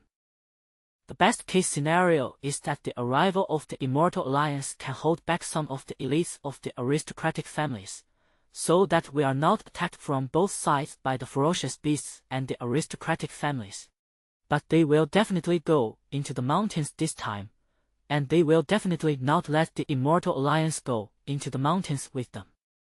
Song Nansho's guess came true the very next day. The next day, the city had just ended an invasion by ferocious beasts, and the scene should have been gloomy and desolate. However, the aristocratic families suddenly made a big show of gathering their disciples to go into the mountains to wipe out the ferocious beasts. The people in the city naturally didn't know what they were up to and assumed they were genuinely exterminating the ferocious beasts, so they were all overjoyed. However, Song Nansho had not forgotten how Yung Jifeng had been eliminated along with the ferocious beasts in the last cleanup operation. Therefore, the bigger the commotion they caused and the more disciples they gathered, the worse things became for Song Nansho. As expected, the prominent families, led by the Yung family, took the opportunity to invite the disciples of the Wuyang sect who were visiting to participate. They said that Song Nansho and others had made great contributions last night, and they felt ashamed. This time, they only wished to fight side by side to make up for their mistake of not reacting in time last night. They made statements, belittled themselves, and praised Song Nansho. They were immediately hailed as heroes who turned the tide last night, and were given a high pedestal. If Song Nansho and his group were to refuse to go now, they would truly be seen as cowardly and fame-seeking opportunists. They were terrified that Song Nansho and the others wouldn't go. Fortunately, Song Nansho had planned to meet them anyway. However, she came to see what these people wanted to do, not to be ganged up on. Before nightfall, Song Nansho and his group were invited to their residence for a discussion, where they saw the disciples they had gathered. Almost all the elite members of the three families are here. It seems they are determined to encircle and wipe them out. Yung Tan, who led them in, glanced smugly at his disciples behind him, then at Yung Jifeng in the crowd, and deliberately asked, "Miss Song, are you bringing young Master Mu with you when you go into the mountains? Young Master Mu is so delicate. It wouldn't be good if something happened to him." Song Nansho remained expressionless. "There's nothing I can do. I can't live without him." Song Nansho was saying things that fit his persona, but Yung Jifeng's heart skipped a beat, and his fingers involuntarily curled up. Now Yung Tan chuckled softly, but this time when he looked at Yung Jifeng, he didn't seem angry at all. He just looked at the dead man. He said, "My father is waiting. Please come in." Before entering the main hall, Song Nansure glanced at the sky outside. Yoon Tang couldn't help but ask, "What is Miss Song looking at?" Song Nansure, "Soon." Yoon Tang was taken aback for a moment, then asked, "What do you mean, soon?" "Of course, the person is coming soon." So when Song Nansure saw the Yoon family head again this time, he was very calm and collected, completely unlike his confrontational self the night before. No matter how much the Yoon family had tried to subtly stab her in the back, she always responded with a tolerant attitude of okay, yes, whatever you say, which made the Yoon family head very uncomfortable. He always felt that Song Nansure was up to something bad. But he couldn't think of any ideas she might have. Even if you were incredibly intelligent, you couldn't possibly escape the siege of 3 families. Song Nansure ignored him and counted the time on her fingers. As the sky outside grew completely dark, Song Nansure felt that it was almost time. Then she secretly slipped a handful of melon seeds to Yoon Ji-fan, who was sitting next to him. Yoon Ji-fan turned his head and looked at her with a puzzled expression. Song Nansure mouthed the words, "Watching a play." Soon after, everyone suddenly heard a noise outside. The Yoon family had frowned. "What's going on outside?" Someone immediately went out to check. A moment later, someone came in to report, "Patriarchs, people from the Immortal Alliance have arrived." People from the Immortal Alliance. The Immortal Alliance has arrived at this time.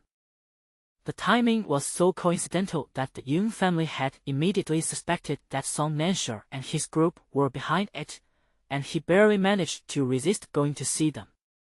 He took a deep breath and said, "Please let the people from the Immortal Alliance in."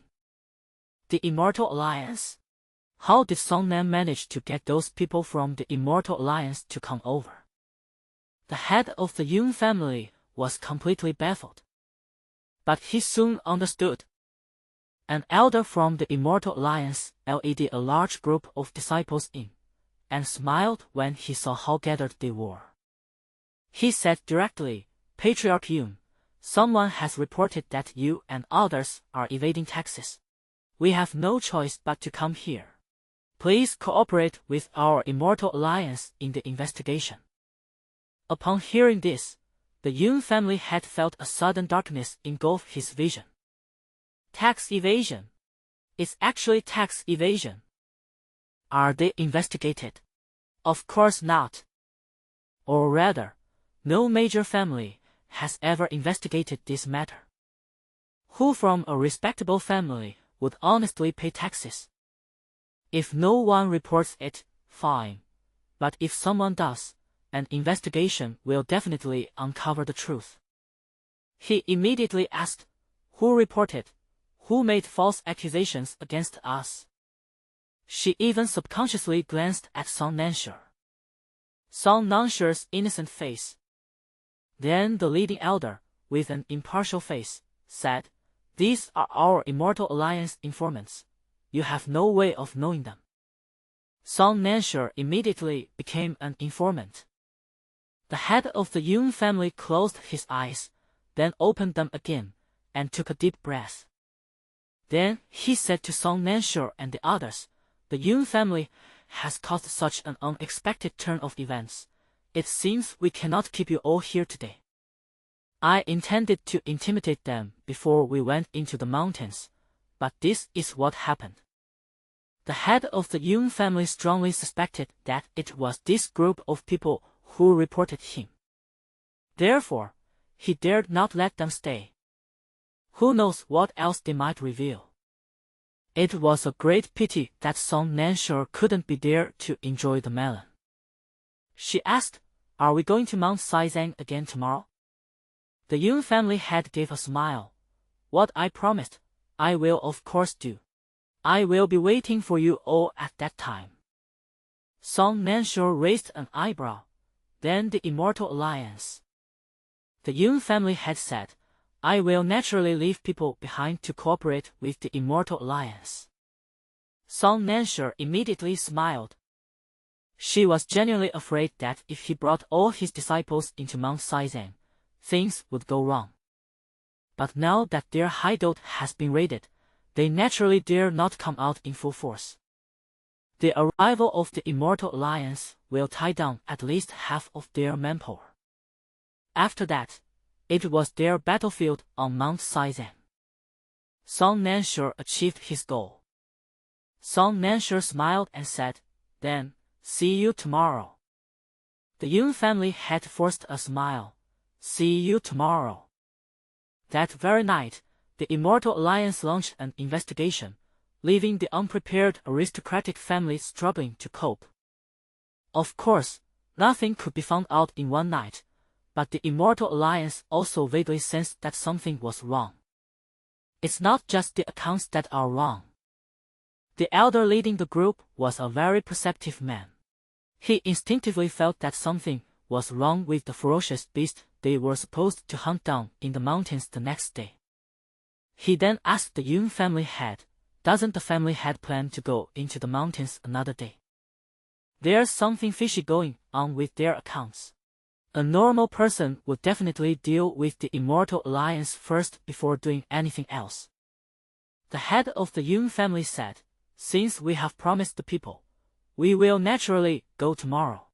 You don't need to worry. I will leave someone familiar with the accounts to assist us. They are not even going to manage the accounts anymore." The elder said calmly, "Since it's about eliminating ferocious beasts, why don't I also bring my disciples to lend the patriarch a hand?" The Yun family had smiled and said, "Elder, it would be best to investigate the accounts as soon as possible so that we can clear our names. We don't plan to let them into the mountains." However, they do not yet have concrete evidence, and the matter of Zhongrou is an internal affair for these people, so they cannot interfere. The elders could only manipulate the investigation to force them to leave more disciples to cooperate with it. So the next day, when Song Nansher and his family met up with the aristocratic families, they discovered that the Immortal Alliance was not just powerful, it was incredibly powerful. They actually left at least 2/3 of their disciples behind to cooperate with the investigation, instantly reducing the number of people heading into the mountain by more than half. Song Nansher couldn't help but laugh. The Yun family head's face was extremely pale, as if he hadn't slept all night. Song Nansher said earnestly, "The head of the family is getting old, so he should pay attention to his health." This time, the head of the Yun family only glanced at her, and without even exchanging pleasantries, said directly, "Go into the mountain." The group headed out of the city in a grand procession. Then they saw that the Ghost Lord, who had said he would go into the mountain with them, was indeed waiting outside the door, accompanied by a few dispensable guards, which perfectly matched his persona as a powerless city lord. He smiled and said, "I've been waiting for you. Now all sorts of demons and monsters have arrived." After joining the group, the Ghost Lord immediately moved closer to Song Nansher, as if he were on the same side as them. Then he persistently struck up a conversation with Song Nansher. They were all asking questions about Song Nansher's identity as a fortune teller, seemingly very curious about his fortune-telling skills. Song Nansher said directly, "City Lord, how about this? Since you're curious, I'll give you a divination." The City Lord smiled, "Very good." Before he could finish speaking, Song Nansher quickly quoted a price. "My divination services are 200 spirit stones for a large divination and 100 spirit stones for a small divination. Which divination do you want?" They adopted a close brothers keep clear accounts attitude. Gui Qing fell silent, and Song Nansher's companions around him were all shocked. What's the difference between Song Nansher's words and openly admitting that he's swindling people? They were even embarrassed to say that they were Song Nansher's companions. Given Song Nanshi's situation, they should probably be called accomplices. Then, the group heard the gullible ghost Qing remain silent for a moment before saying in a stingy manner, "Then I'll give you 100 spirit stones." Gone is the arrogant attitude of a city lord who regarded money as dirt. Song Nansha, there are 150 small divinations. Why don't you just give me 2 directly? The surrounding gazes were immediately even more shocked. Yung Jifeng, an accomplice, silently covered his face. Thus, from leaving Zhongzhou City to entering Saizan Mountain, Song Nansha acted like some kind of fortune teller. Whenever the ghost lord of Guqing City wanted to speak to her, Song Nansha would immediately ask for fortune telling and pull out her horoscope, acting like a charlatan ready to answer people's questions anytime, anywhere. She was also very warm and sincere, leaving no room for people to refuse. Along the way, Gui Qing's fortune, cultivation, love, path to immortality, and so on were all predicted by her. In the end, Song Nansha even enthusiastically recommended that he get a membership card, the kind where you get 300 spirit stones free for every 500 spirit stones you recharge. Only now did Gui Qing understand why his colleague in the herbal medicine industry had been able to run a mediocre sect peacefully for decades, only to be bankrupted by Song Nan the moment they met. No, he should have understood last night. No one knows how he felt when the people from the Immortal Alliance came to his door, saying they were going to investigate him for tax evasion. At that time, he was planning under the cover of night how to maximize the benefits of his trip to Saizan Mountain. Then the arrival of the Immortal Alliance completely stunned him. That night, the one who laughed the loudest was Cassius Seed. His colleague, as if possessed, shouted, "That's it. That's the taste. That's what Song Nansha did. Well done." If he hadn't known his colleague's background, Gui Qing would have almost thought he was going to defect to the enemy.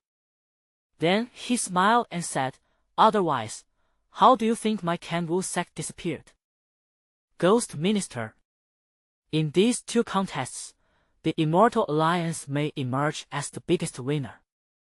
At this moment, looking at Song Nansha, who was still enthusiastically recommending that he sign up for the card, Gui Qing remained silent for a long time, then assessed his current financial situation and smiled. "I appreciate Miss Song's kindness, but I still can't." At that moment, Song Nansha's expression was one of utter regret. Without waiting for Song Nan to say anything more, he quickly turned and left. Even after walking quite a distance, just when he thought his storage ring was finally safe, his excellent hearing allowed him to overhear Song Nansha's senior brother whispering to her, "Wasn't your fortune-telling price originally 10 spirit stones per reading? How come the price has increased so quickly?" Ghost Minister. It seems he became the scapegoat in that legendary story. His expression was complicated when he suddenly heard someone's voice transmitted into his ear.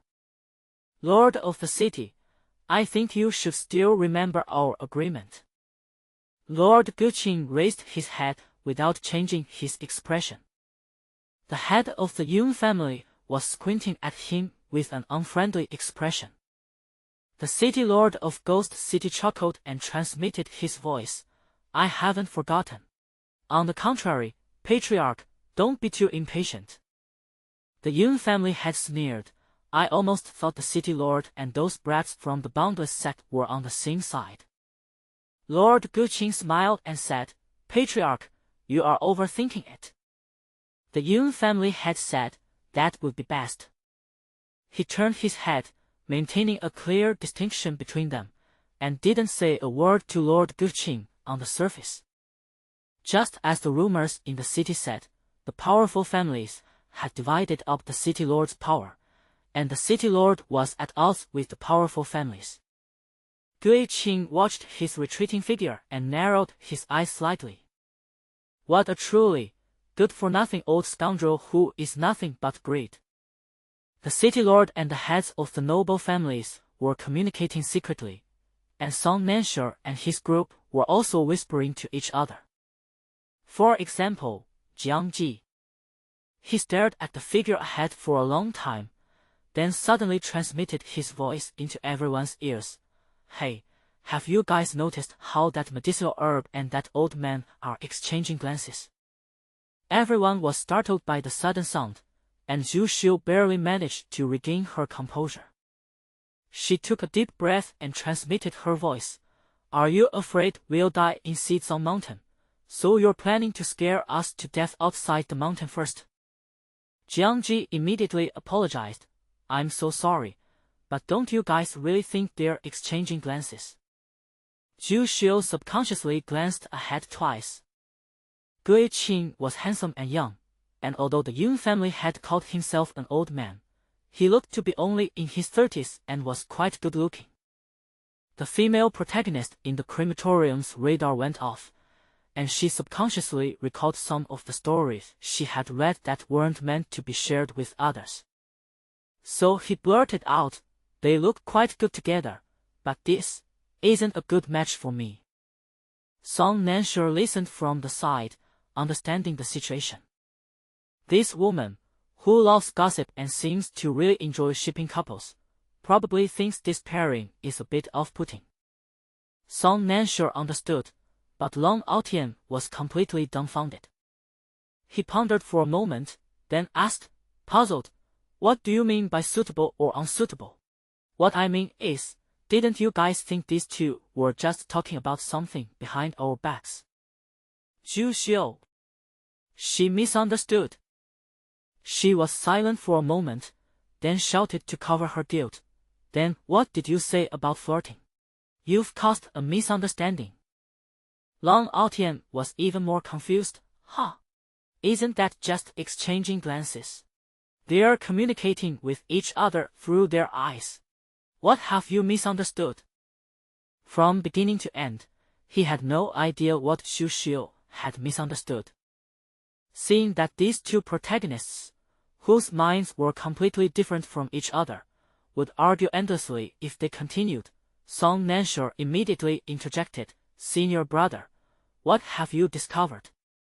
Jiang Ji snapped out of his daze and immediately said, Junior sister, you need to be careful of that ghost minister. He might be planning something against you. Even Yun Jifeng looked over. Song Nansha paused for a moment. To me? Jiang Ji, to you. He paused, then frowned and said, don't you guys think that every time he approaches us, his focus is actually on our junior sister? This time was no exception. We're all here, and there are plenty of people who could be tricked into talking, but he deliberately tried to get close to our junior sister, who is the most tight-lipped. As soon as she didn't reveal anything, he left without even changing his target. Yun Jifeng added, the same thing happened at the restaurant, and even more so when the young bird invaded. Jiang Ji became even more certain. Then there's no doubt about it.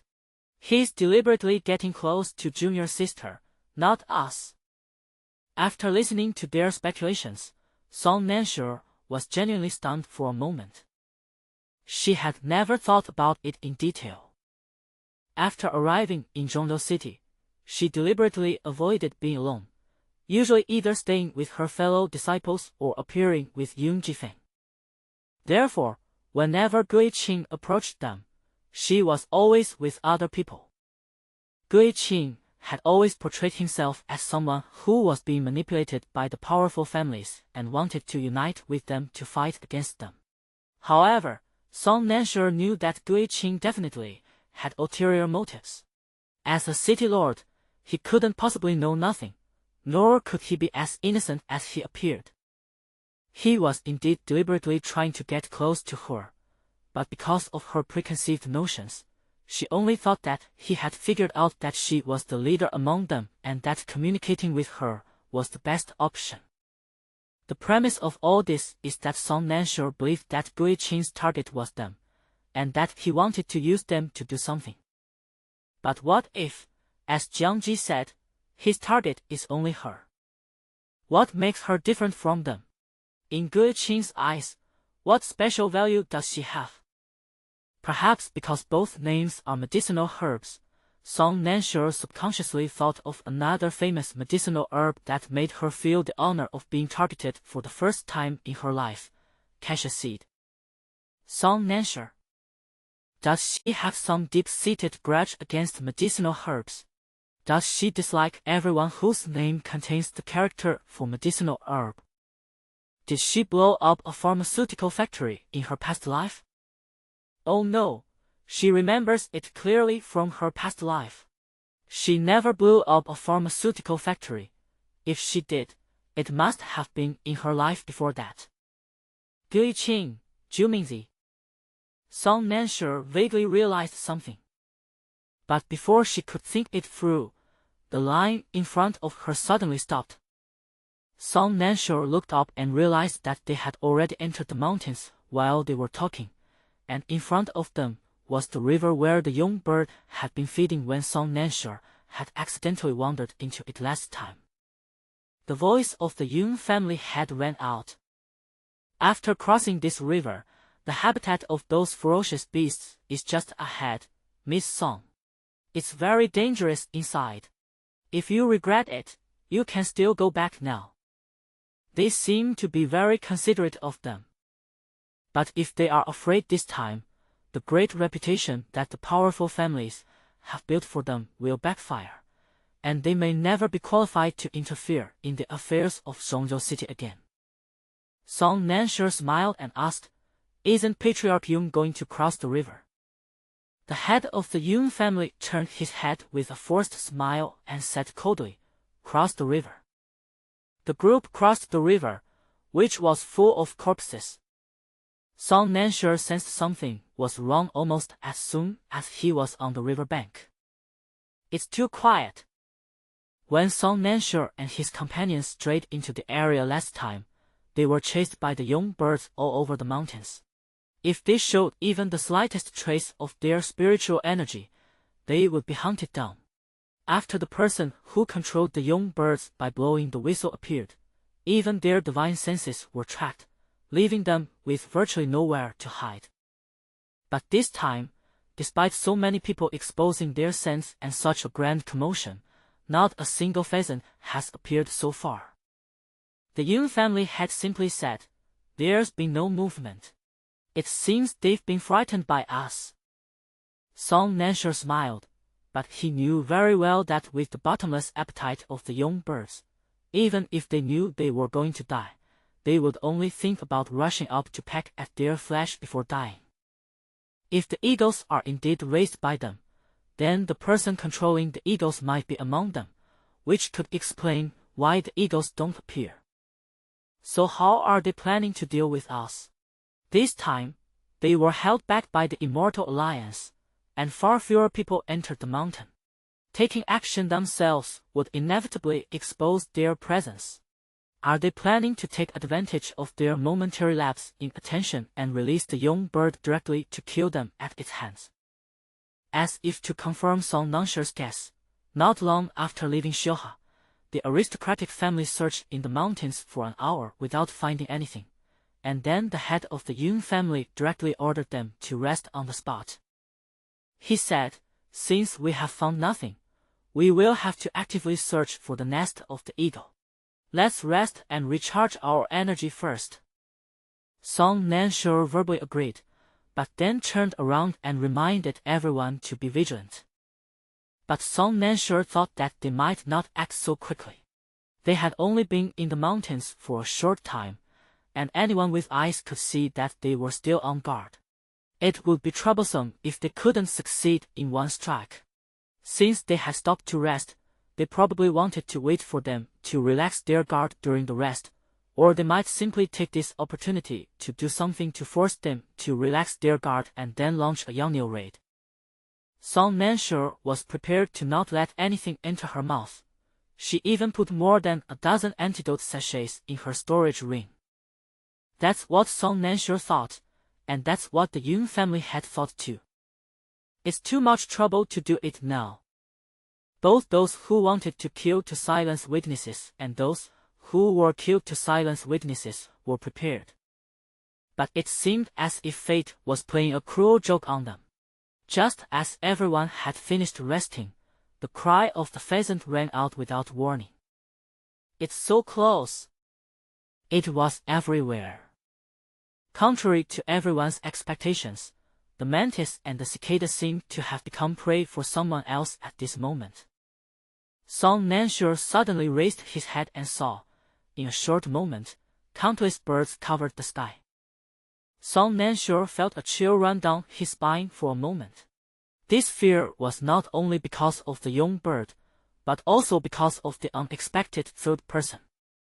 She immediately looked at the Yun family head, who was also stunned. Then his face turned ashen, and he looked at the unsuspecting disciples, roaring, "What are you all standing there for? Pick up your swords." They didn't do it. So who is this third person? Song Nansure looked at Gui Qing almost immediately. Gui Qing was hiding in a sorry state, seemingly completely unprepared. Song Nansure wanted to look again, but suddenly someone pulled her back. Yun Jifeng gripped her wrist tightly, his face ashen. "What are you thinking? Get up and get out of here." Before they could finish speaking, the swarm of birds launched an attack without giving them any time to react. Yun Jifeng immediately drew his sword to defend, and Song Nansure also calmed himself down, drew his destiny plate, and first conjured a wind barrier. Having dodged a round of attacks, Song Nansure turned around to look for Jiangji and the others, only to find that the crowd had already been scattered by the attack, and everyone was busy fighting and unable to take care of themselves. His senior brothers and sisters were nowhere to be seen. In the rush, Song Nansure only heard the Yun family head, who had been pushed aside, ask the person next to him through gritted teeth, "It's not time yet, why?" The sounds that followed faded away amidst the calls of the pheasant. Song Nansure turned around, took a deep breath, and wanted to say something to Yun Jifeng, but saw Yun Jifeng directly make a hand seal. Song Nansure felt as if something was tied to his wrist, but it did not affect his movement. And at the other end of that invisible thread lies Yun Jifeng. She was speechless. Yun Jifeng, we can't get separated again." Song Nansure said no more, and while fighting with Yun Jifeng among the flock of birds, he searched for Jiangji and the others. But even after they fought their way out of the woods where they were resting and shook off the hawks behind them, they still couldn't find Jiangji and the others. They couldn't even find any more members of the aristocratic families. This time, everyone was truly caught off guard, scattered in all directions, and left to fend for themselves. Song Nansure gasped for breath, trying to calm his racing heart after the battle, still feeling regretful. She was careless, she was too arrogant. She always felt that she was ahead of that aristocratic family in every step she took. Even if she went to Mount Saizong with them, it wouldn't be a big deal. They had Yun Jifeng as a hidden weapon and Brother Donkey to intimidate the young bird. Whether it was people or young bird, if they could go out once, they could go out a second time. But what if someone tries to scheme against those powerful families as well? If things continue like this, and everyone is scattered, she has Brother Donkey and Yun Jifeng by her side, but what about her senior brothers? Does the protagonist's immortality mean they are truly immortal? This is not a book. They are living, breathing people. Song Nansure closed his eyes briefly, then calmly opened them and said, "Yun Jifeng, my senior brothers and sisters." Before she could finish speaking, Yun Jifeng suddenly gestured for her to be quiet.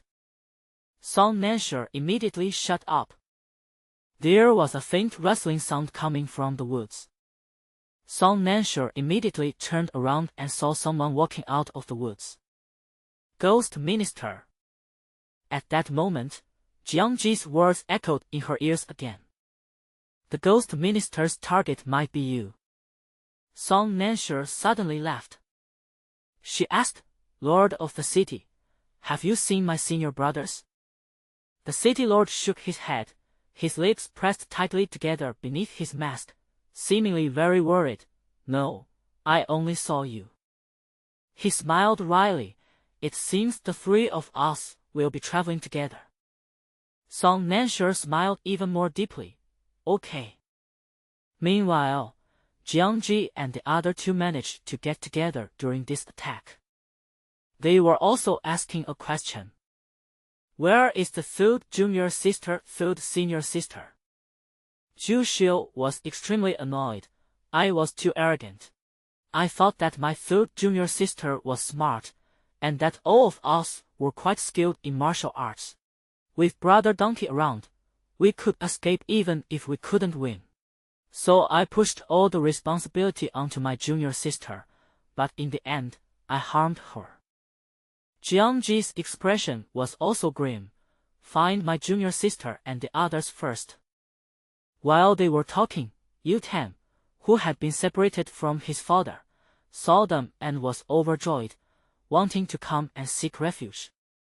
Just as the group was filled with regret, he suddenly appeared. Sitting outside was Yu Jiujiu, whose face was directly facing that of her junior sister. His face was injured, making him almost unrecognizable.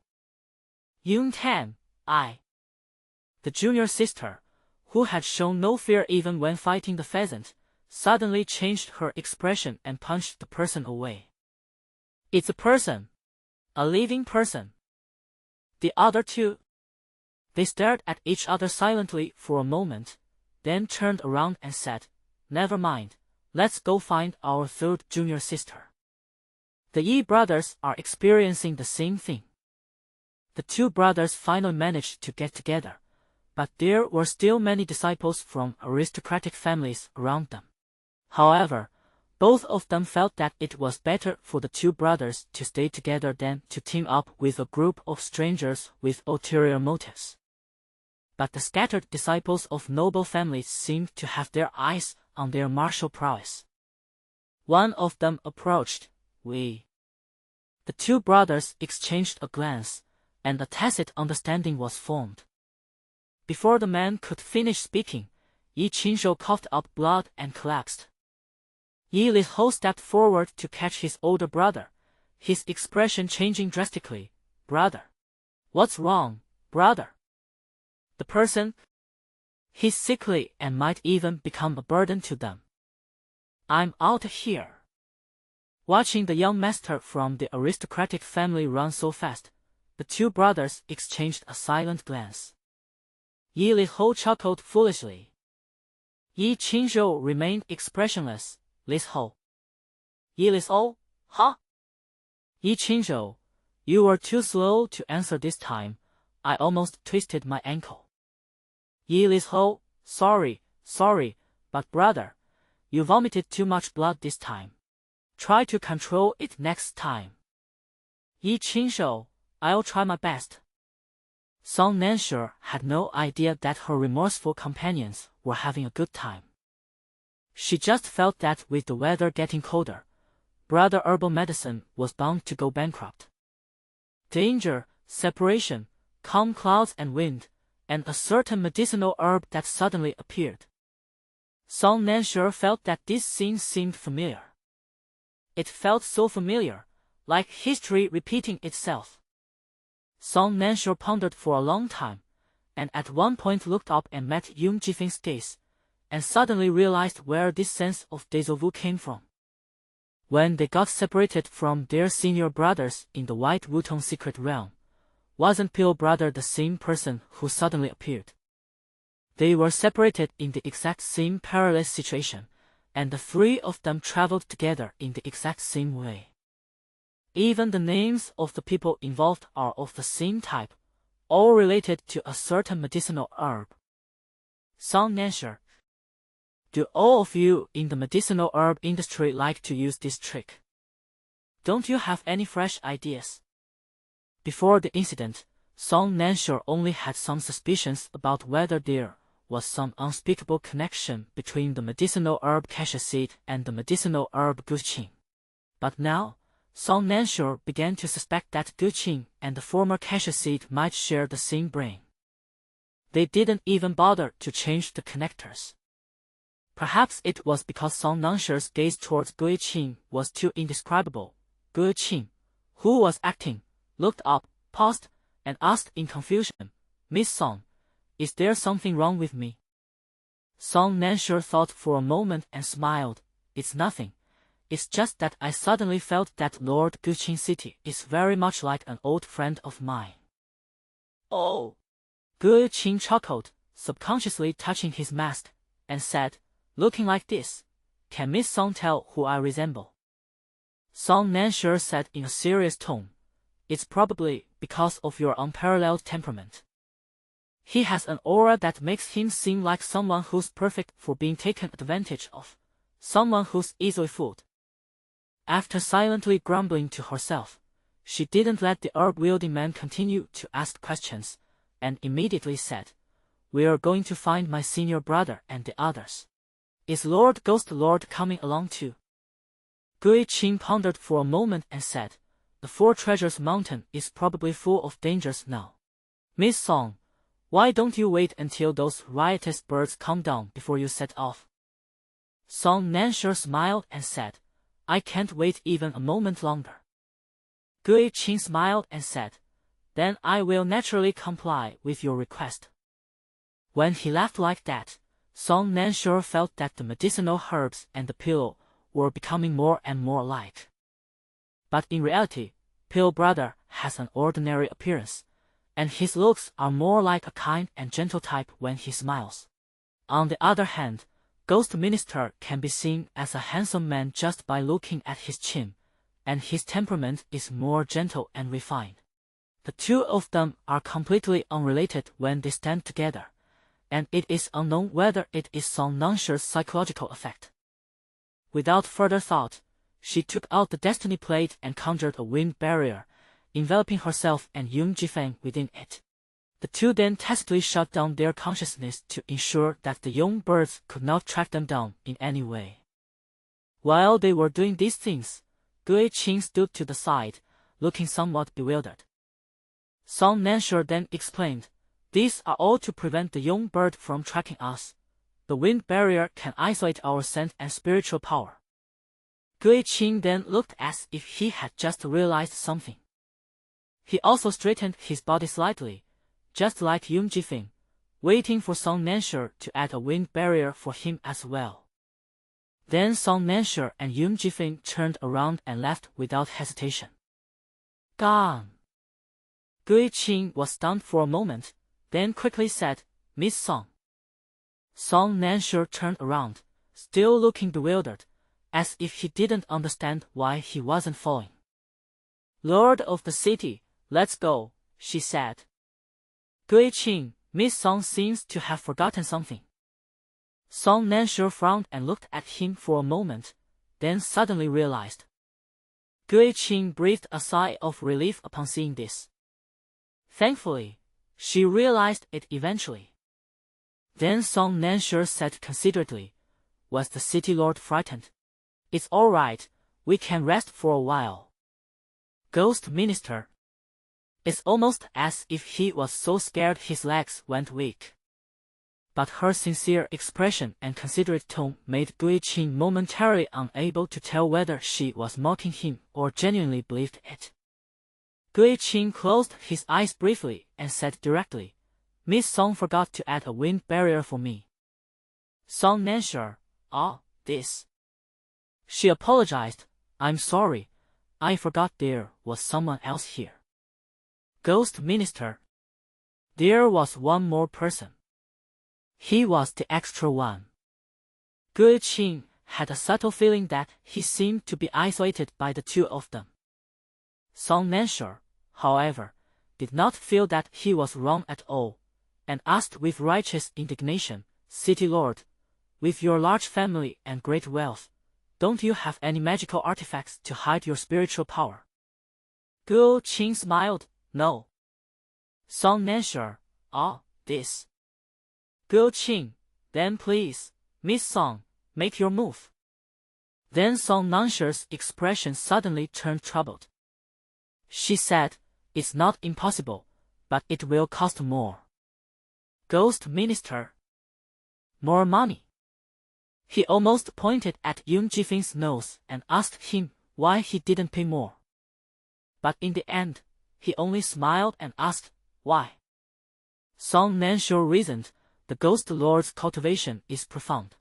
Concealing the Ghost Lord's spiritual power would consume a great deal of spiritual energy, but my cultivation is limited, and I am truly powerless to do so.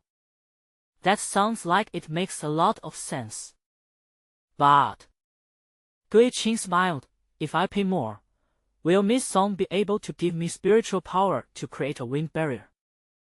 Song Nansha, potential, well, it's like water in a sponge. You can always squeeze some out.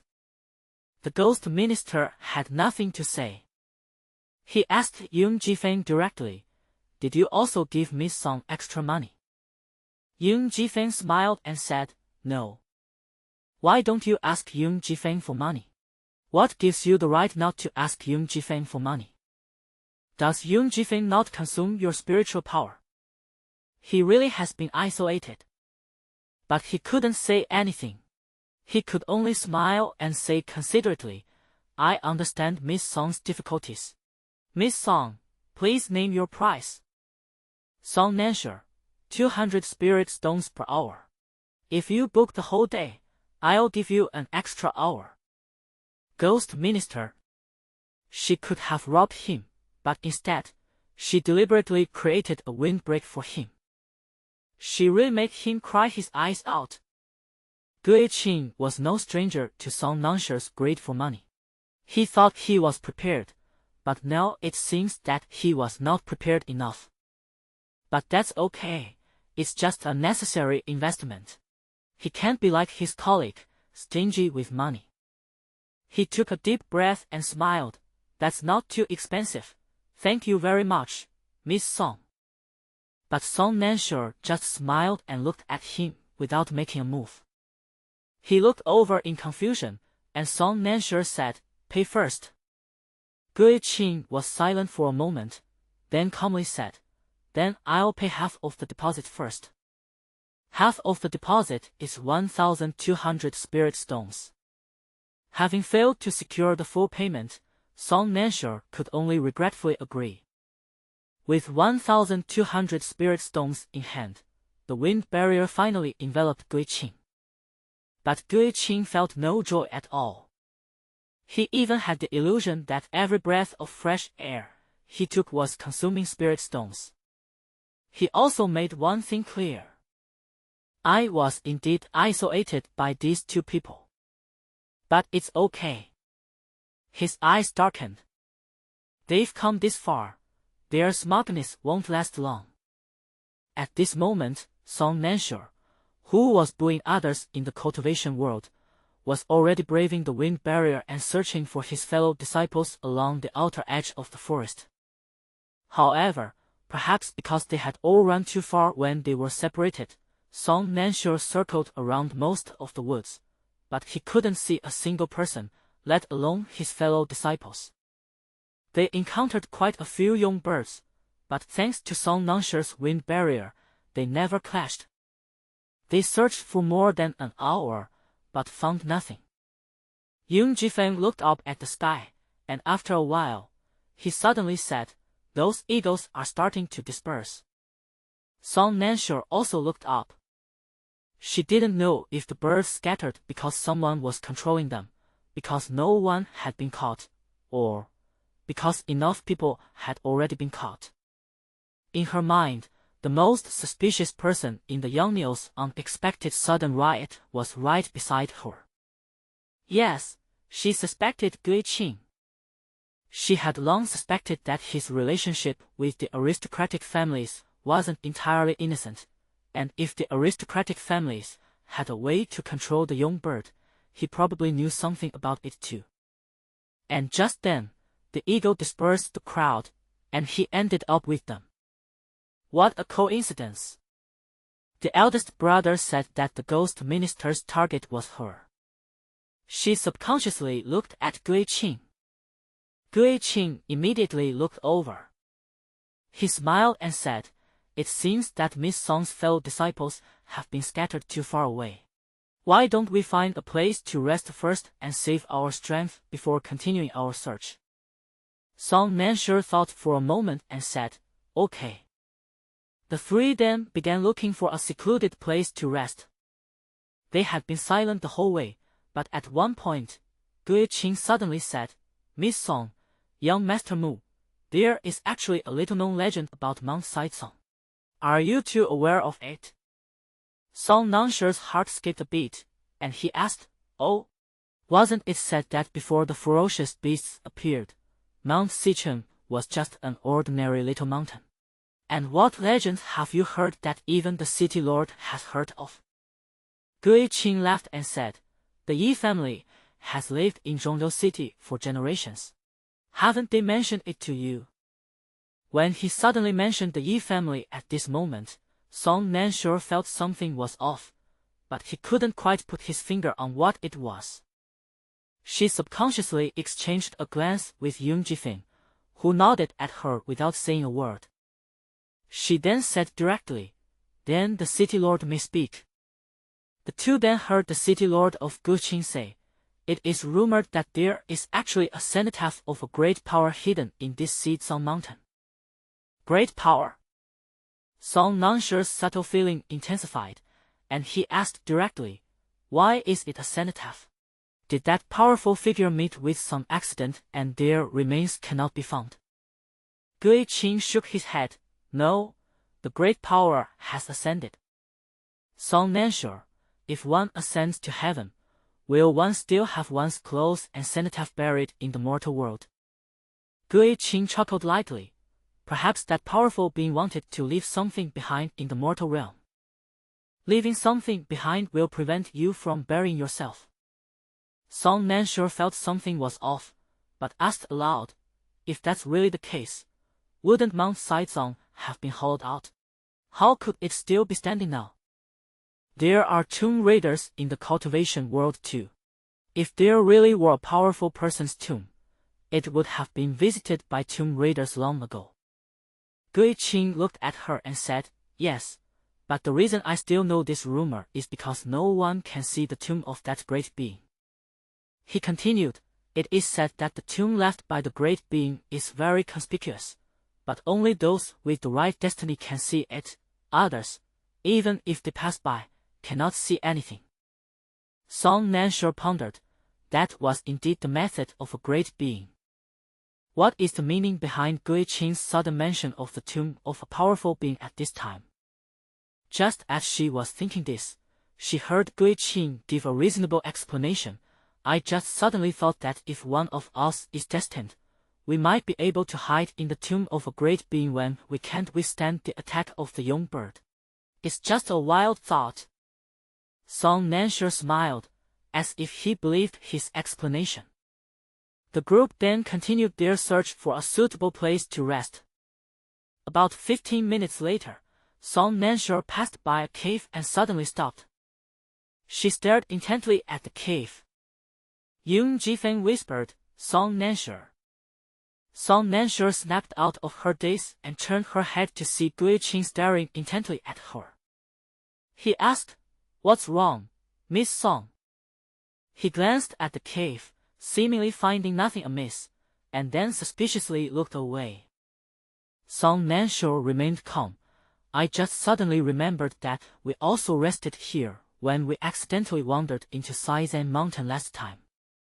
She looked at Yung Jifeng and reminded him, "Do you remember? When you went out to investigate the victims, I ran into a bird here that was impersonating you." Yung Jifeng's heart stirred. He glanced at the cave and suddenly realized, "How did we get here? Have we been searching this far?" Song Nansher sighed. "We barely managed to escape last time, and now we have to go through it all again." The two of them chatted back and forth about the hardships they had faced when they came in last time, and seemed quite eager to reminisce about the past right there. Gui-Qing had been somewhat suspicious, but seeing them talking so enthusiastically and showing no signs of stopping, he felt isolated once again. He reminded us, we still need to find a place to rest. Song Nansha came to his senses. Still wanting more, she glanced at the cave and said, let's rest here. We left a magic array here last time. I wonder if it's still there. Yoon Ji-fan stepped forward and took a look, saying, it's still there, and it's still effective. Song Nansha was overjoyed. That's perfect. It'll save us some trouble. The two decided to rest there after a few words. Gui-Qing became suspicious again, but when he stepped forward, he did find remnants of the magic array and traces of where someone had rested. There was nothing else. He then said, let's do it here then. The three entered the cave and sat down to rest against the wall. Yoon Ji-fan took out the food. After activating the formation, Song Nansha took out pots and pans under the cover of the formation and started a fire, looking like he was about to cook. But she paused as she lit the fire, then turned and said, Lord Gui-Qing, could you please go outside and gather some firewood? There's a dead tree about a mile from the cave. Ghost Minister, can't we use spirit fire? Song Nansha, my spiritual fire is the leaf fire, which can burn through my wind barrier and leak spiritual power. It works at other times, but not now. Or does anyone here know fire magic? They are not practitioners of the Dharma, so naturally none of them know how. This reason is perfectly reasonable. Song Nansha paused, then added, if you have firewood, I'll give you a 15% discount on this meal. Ghost Minister.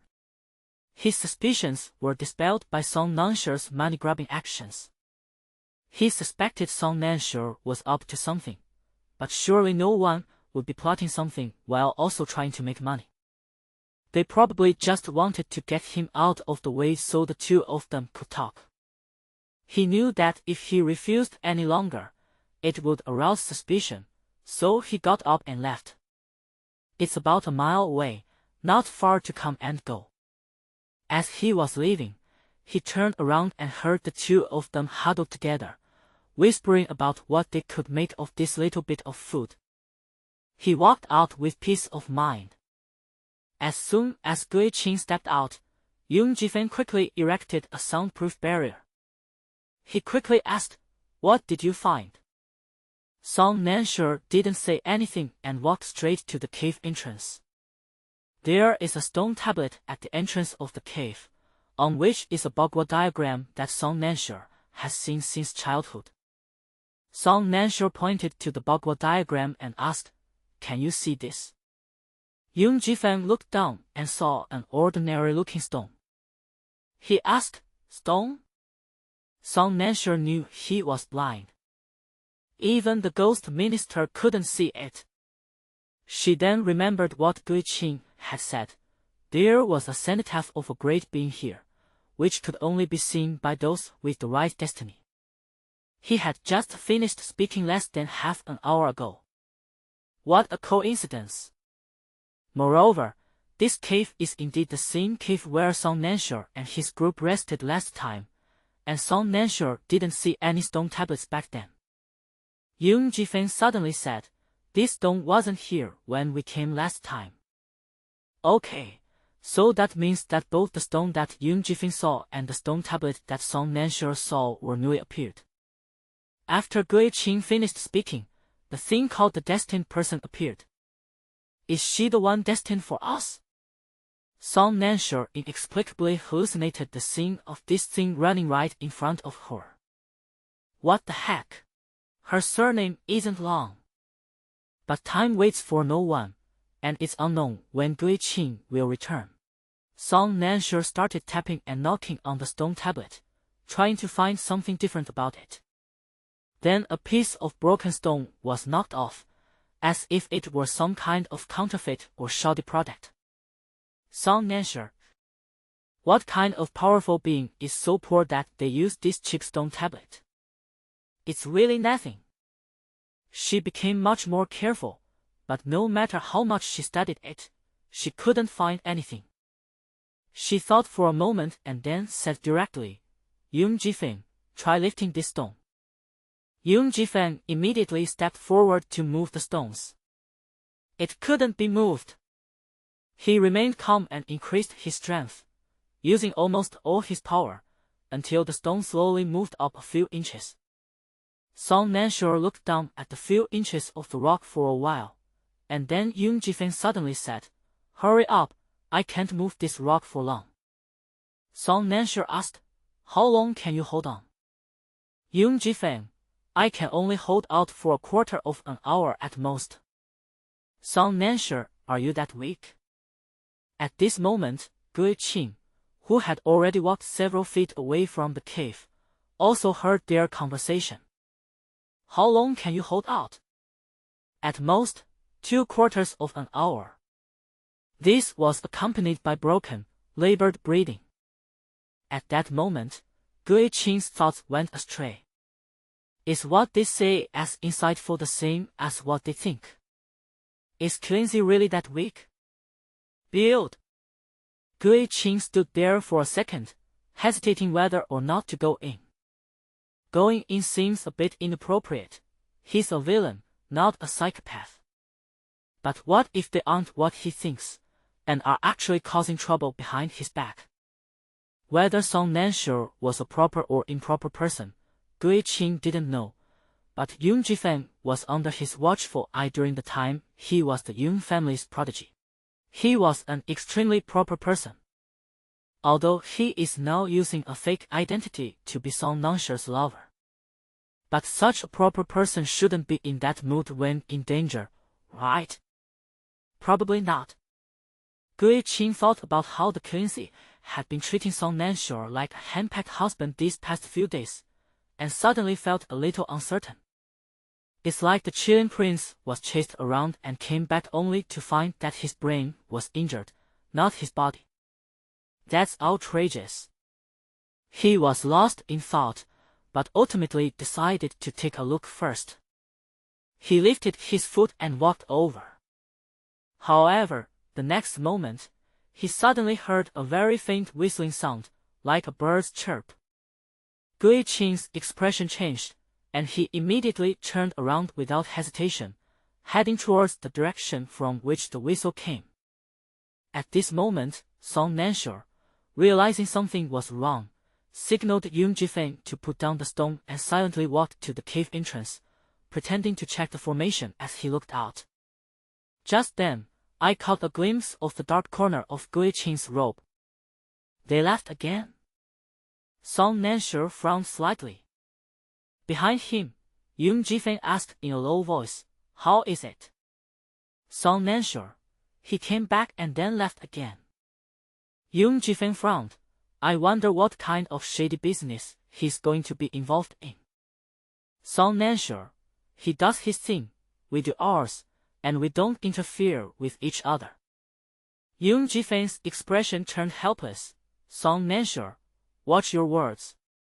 Song Nansure pretended not to hear. "Continue, lift that thing up again. Since it's a destined person, I don't believe there's no mechanism on it." Yoon Ji-feng's arm began to ache slightly, so much so that he almost couldn't lift it up the first time. Song Nansure's eyes immediately filled with disdain, and he blurted out, "Yoon Ji-feng, can you even do this? You're so weak." Yoon Ji-feng. He exerted his strength and lifted it up steadily. Looking down at Song Nan, she asked, "Do you think I'm up to the task?" Song Nansure, "Where does this competitive spirit come from?" She replied dismissively, "Okay, fine, that's really okay." Yoon Ji-feng seems to have gotten what he wanted. But after a moment of silence, he felt that something was off about the conversation. Gui Qing followed the sound of the whistle and found his way into the dense forest. A figure in light-colored clothes stood with his back to him. Hearing footsteps, the person turned around and revealed an ordinary but very approachable face. "It is Cassius Seed." Gui Qing frowned. Why did you come in? Zhu Mingzi sneered. You asked me to deal with those people from the Immortal Alliance, and you're asking me why I came in. Gui Qing, speak human language. Zhu Mingzi bluntly said. I can't handle those old foxes from the Immortal Alliance anymore. You haven't focused on finances these past few years, so your accounts aren't clean to begin with and won't stand up to their scrutiny. Let me remind you, those wolves from the Immortal Alliance will bite off any meat they see and never let go. Once you leave, they'll definitely investigate you thoroughly. So if Song Nansure comes out of Seedsong Mountain safely this time, your identity will be ruined. You won't have a second chance, understand? Gui Qing sneered. They won't have a chance to get out. Zhu Mingzi stared at him for a long time, then suddenly asked, So you've already told her about that person's grave? Gui Qing nodded. She is now qualified to enter the tomb. If I don't use her to find the tomb, it will be useless for me to guard Zhongzhou City for as long as I want. Let her find the tomb, let her open the entrance, and then I will kill her and take the inheritance. This is the fastest way, and also the only way. Cassius C. sneered. What a coincidence. That's what I thought at first too. He knew he couldn't find or obtain the horoscope, so he found the variable in his divination and tried to use her. But what happened? He's now thriving with the destiny chart that should rightfully belong to him. Zhu Mingzi couldn't help but say, I should have reminded you not to underestimate Song Nansure. If she were as easy to deal with as you think, I wouldn't have slunk here to you like this.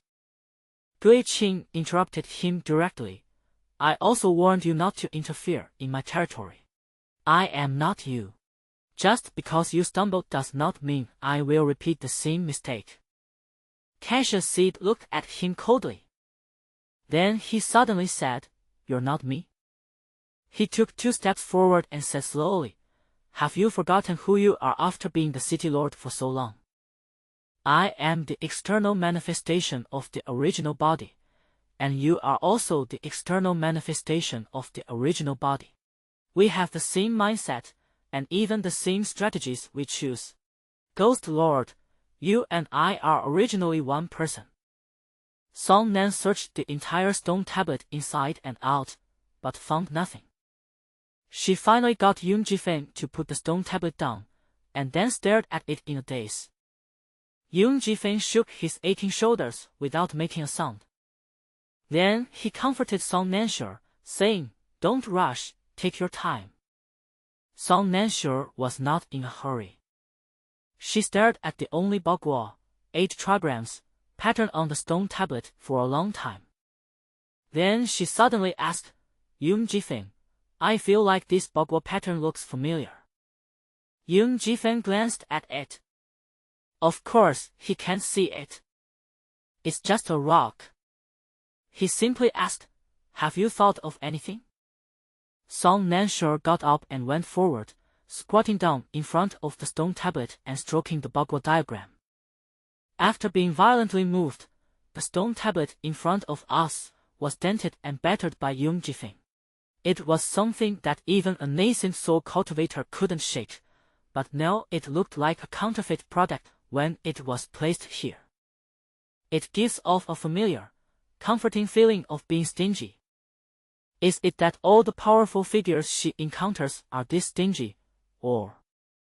Suddenly, Song Nansure had a flash of inspiration and pulled out his destiny chart. She looked at the horoscope, then at the stone tablet, then back at the horoscope, then back at the stone tablet. The Bagua diagram on the natal chart and the Bagua diagram on the stone tablet were almost the same size. Some things on the corners of the stone tablet that looked like scratches or patterns were crooked and similar to the decorative patterns on her natal chart. She was silent for a moment, then murmured, I think I understand now. It turns out he wasn't a big shot who was stingy. Instead, she only encountered this one stingy and powerful figure twice. Yun Jifeng understood as soon as he saw her take out the horoscope. The two looked at each other and spoke in unison. Is that senior who made me pay back the money? Is that senior who asked you to pay back the money? It's clear that both of them are still thinking about repaying the money. Song Nansure immediately became excited. Good heavens, I used to envy the inheritance that senior brother got. The sword god even prepared something that he could only open after reaching the nascent soul stage. I only have a destiny plate, and I have to figure out how to use it myself. So it turns out that senior was waiting for me here. I misunderstood senior. Yoon Ji-fen poured cold water on her enthusiasm, but he's making you pay back the money. Song Nansure waved his hand dismissively. That's not important. What's important is this stone tablet. As she spoke, she suddenly paused, as if remembering something. No, wait, this stone tablet. She and Yoon Ji-fen exchanged a glance, and Yoon Ji-fen immediately said, I have a very good memory. When we came here last time, this stone was not even here. This is extra, and in my eyes, it's just a stone. Song Nan seemed to be deep in thought. A stone tablet suddenly appeared. There are only two possibilities. Firstly, this stone wasn't originally here. It just suddenly appeared here when they went into the mountains. Secondly, it was originally here, but neither Song Nansure nor Yoon Ji-fen could see it before.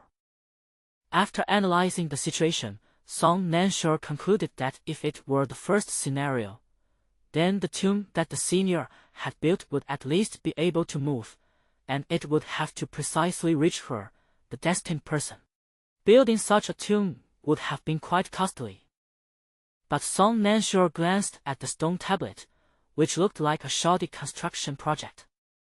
Okay, let's rule out the first possibility immediately. This thing was always here. They just couldn't see it before. Song Nansure was completely baffled. That's impossible. I couldn't see it last time I came in, but I can see it this time. Is the tombstone's detection function still random? Yoon Ji-fen also found it strange. Logically speaking, Song Nansure was the successor chosen by that senior. If she could see, she would always be able to see. How could this situation have occurred? Could it be that Song Nansure, who came in for the first time, had not yet met some of the conditions set by that senior? Yoon Ji-fen suddenly asked, What have you been doing since you came out of Seedsong Mountain last time? Song Nansure blurted out, So what if I went to the Yi family? I even returned 5,000 spirit stones while I was there. At this point, both of them paused simultaneously. They immediately exchanged a glance. Song Nanshure's face was full of holy crap. The two said in unison, an IOU. Then they looked at each other in bewilderment and fell silent. After a moment, Yoon Ji-fen calmed down. No, perhaps we've misunderstood. That senior was, after all, an ascended great power. How could he make his disciple pay off a debt before passing on his inheritance? Song Nansure was even calmer than him. No, he's capable of doing it. Although Song Nansure had never met that great power even once. But for some reason, she felt that this was something that senior could really do. She analyzed rationally. After repaying the Yi family, I took back the IOU that my senior left with the Yi family. Now, besides spirit stones, the only thing I have that is connected to him is that IOU. Yoon Ji-fen then fell silent. After a moment, he said slowly, Perhaps this is just a test from your senior. After you get the destiny chart, I'll give you an IOU to see if you're a person who keeps promises and doesn't cheat or shirk responsibility. It's a test of your character. See, you've passed the test of character. The IOU is the ticket. Song Nansure murmured, Is my character worth 5,000 spirit stones? Yoon Ji-fen hesitated for a moment. Is it worth it? Song Nansure, not worth it. Yoon Jifeng. Seeing that Yoon Jifeng was speechless from the questioning, Song Nansure said, I have one last question. Looking at her expression, Yoon Jifeng understood, Ghost Minister. Song Nansure nodded, yes, Gui Qing. She hit the nail on the head. When Gui Qing mentioned the ancient tomb of a powerful being to me at this time, was it unintentional? Or did he know even earlier than us when I would be able to find the ancient tomb of the senior? Song Nansure then thought of Cassius Seed again. The Cassius Seed master back then understood the destiny chart better than she, the inheritor. He, or rather they, seemed to have a thorough understanding of the legacy left by that predecessor. No, we can't say we know everything. After all, if Gui Qing really knew the IOU existed, it would be questionable whether the Yi family could even keep it. It was as if they knew in some mysterious way that Song Nansure needed to do something to find the ancient tomb of the powerful, so when she did something, she came to Mount Saizang for the second time. There is no doubt that he wanted to use Song Nansure to find the location of the ancient tomb. But Song Nansure narrowed his eyes. If he values the legacy of his predecessors so much, then what exactly is his relationship with Zhu Mingzi from back then?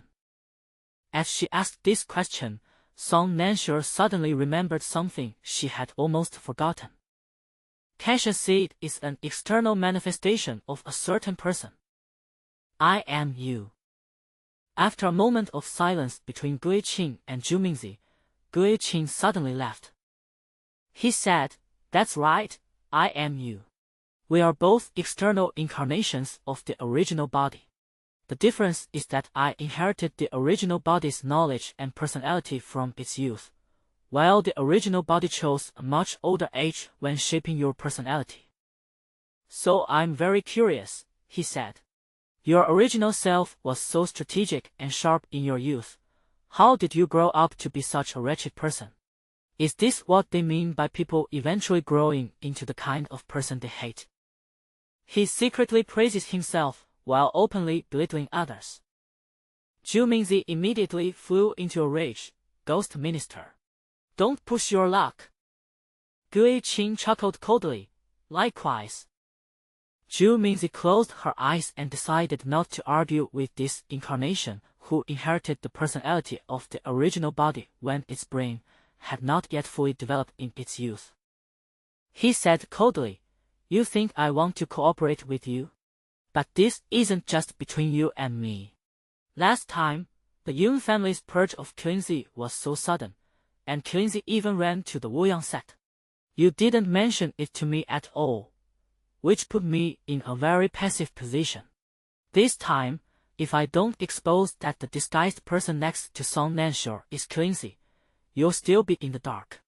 It's only fair that I find out what you're going to do next. Gui Qing understood. As the city lord, he had naturally met Qinzi. He also knew about the Yun family's shady dealings. The aristocratic families and he themselves knew very well how the Qin prince had died unexpectedly in Xizang Mountain. He just never expected that he would run into Zhu Mingzi by chance. Zhu Mingzi came to him, bringing news of Song Nansure and his entourage. Gui Qing immediately knew that Qinzi was here. Therefore, Yun Jifen's disguise was completely ineffective in front of Gui Qing. Thinking this, Gui Qing suddenly hesitated. Then he suddenly asked, by the way, when Qinzi was being chased, or rather, when he was in the Kanwu secret realm, was he really not injured in the head? They were discussing something serious when he suddenly did this, leaving Zhu Mingzi completely bewildered. Huh? Gui Qing looked around and then lowered his voice, saying, When I went back just now, I saw Qinzi and Song Nansure. He didn't continue speaking, but his eyes held a meaningful look.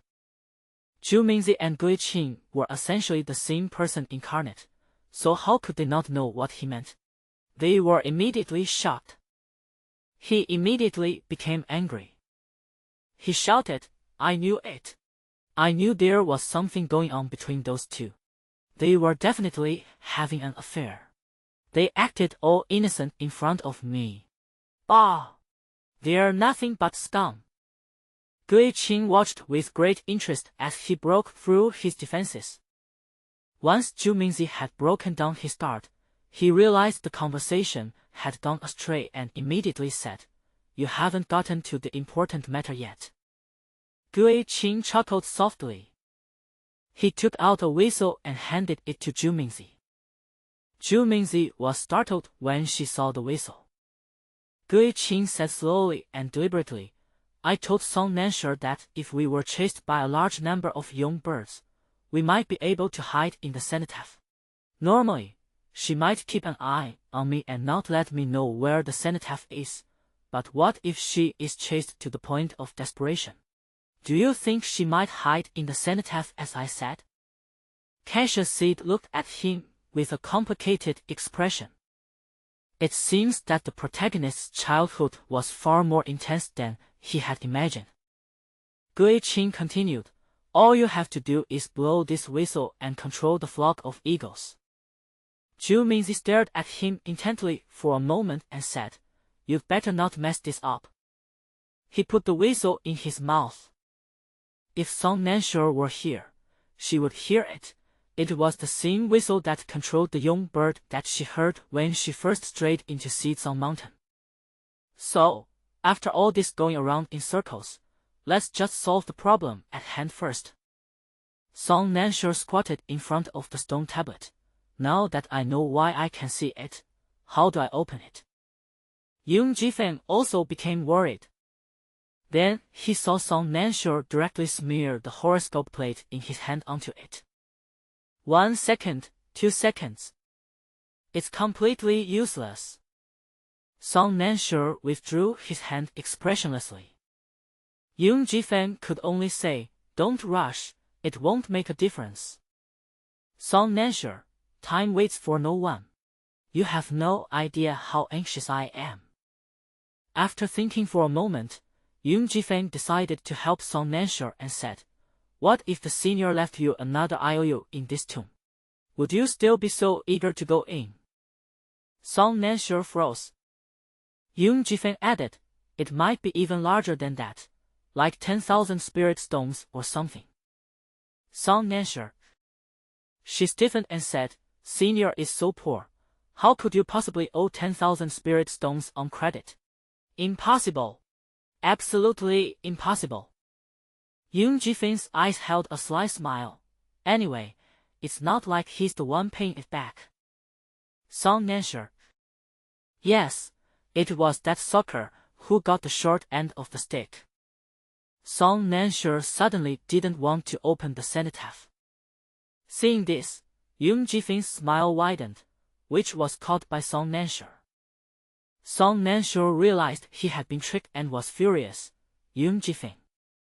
Yung Jifeng was about to say something when he suddenly paused, and the smile on his face vanished instantly. The same was true during the Southern Song dynasty. The two of them stood up together, weapons in hand, and looked out of the cave entrance. The sound of hurried running grew louder as it approached. Gui-Qing's figure appeared not far outside the cave.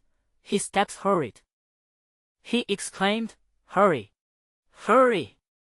But neither of them looked at him. They only looked behind him. Behind him was a dense flock of pheasants.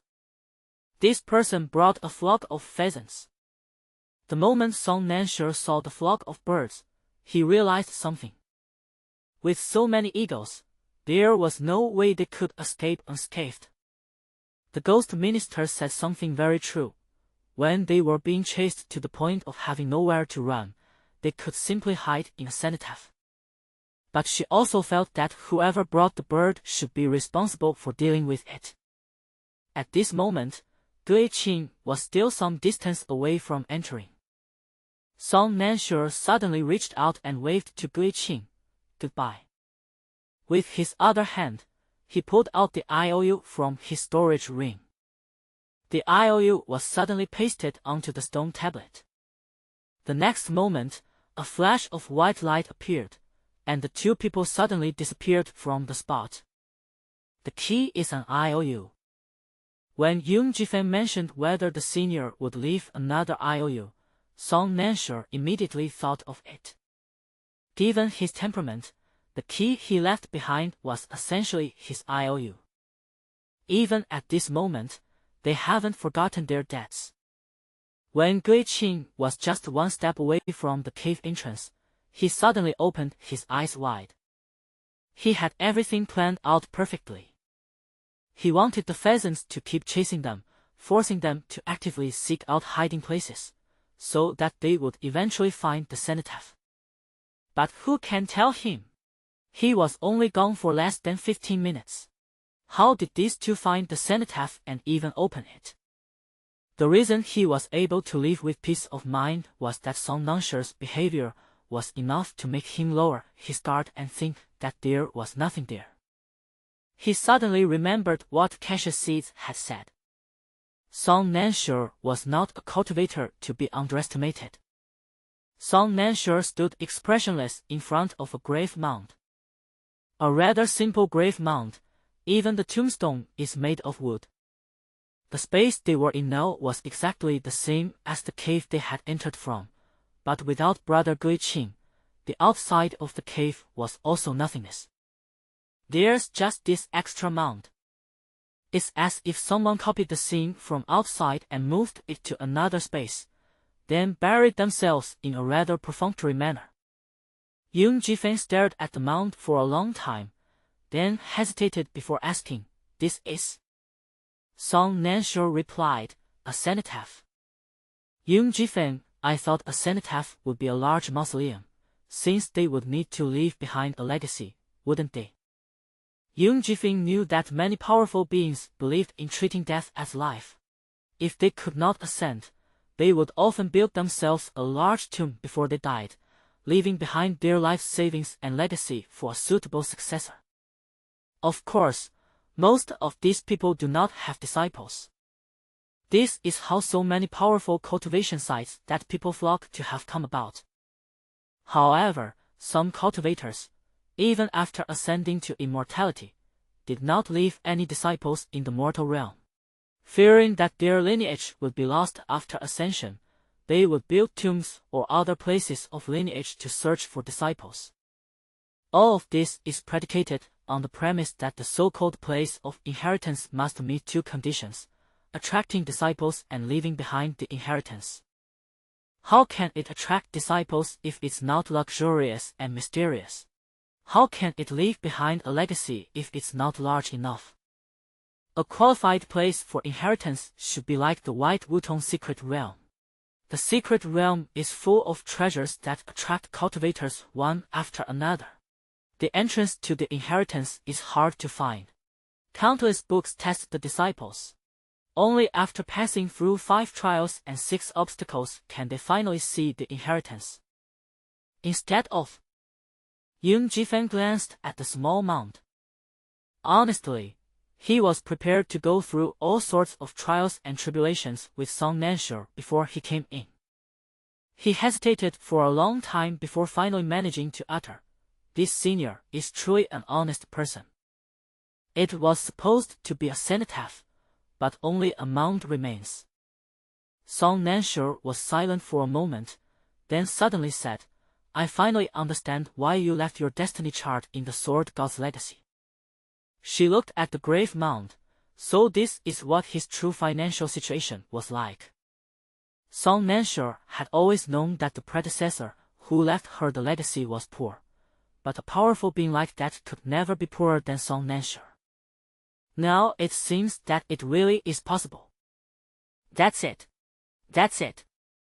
Given the level of this inheritance site, if he didn't quietly place his inheritance on top of someone else's, in this increasingly competitive world of cultivation inheritance site construction, he really wouldn't be able to find his own disciples even after another 1,000 years. She couldn't help but say, "I've heard that many powerful beings, after ascending to immortality, will boast to each other about who built the best place of inheritance. Senior, Aren't you afraid of being ridiculed when you reach the upper realm for doing this? Yoon Ji-feng, maybe it's just a habit. Song Nansure thought it made sense. Yoon Ji-feng rubbed his forehead and got back to business. So what should we do now? Apart from the cenotaph, everything else here is the same as the outside world. There's nowhere to hide anything. Could the thing your senior left you be in the tomb? Looking at the blank wooden tombstone, Song Nansure pondered for a moment and said, I think it's quite possible. Yoon Ji-feng found it absurd. We can't exactly dig up graves, can we? Although that senior has already ascended to heaven, leaving behind only a cenotaph, doing this would be an unfortunate act that would be struck by lightning, but it would still be somewhat disrespectful to the senior. Then he saw Song Nanshure's eyes light up. Yoon Ji-feng sensed something was wrong and quickly said, Wait, you wouldn't. Song Nansure interrupted him. I think digging up graves isn't necessarily a bad thing. Yoon Ji-feng. Song Nansure, wake up. If this is your inheritance, then this senior can be considered half of your master. Are you digging up your master's grave? Seeing the unspeakable look on his face, Song Nansure asked, The only place here that can hide things is this grave. What else do you suggest we do? Yoon Ji-feng. It seems that this is really the only way. So, when the predecessors designed this site for the inheritance, did they ever think that their graves would be dug up? Song Nansure added, Of course, although I am going to dig up half of my master's grave, it does not mean that I do not respect him. Yoon Ji-feng, so? Song Nansure took out the ingredients that they had used to fool Gui Qing when they were outside, saying they were going to cook but actually did nothing, and neatly arranged them in front of the tomb. Then she began to worship her half-master, who had ascended to heaven in a physical sense. She also asked Yoon Ji-feng, Do you have any wine? Yoon Ji-feng's face went blank, No.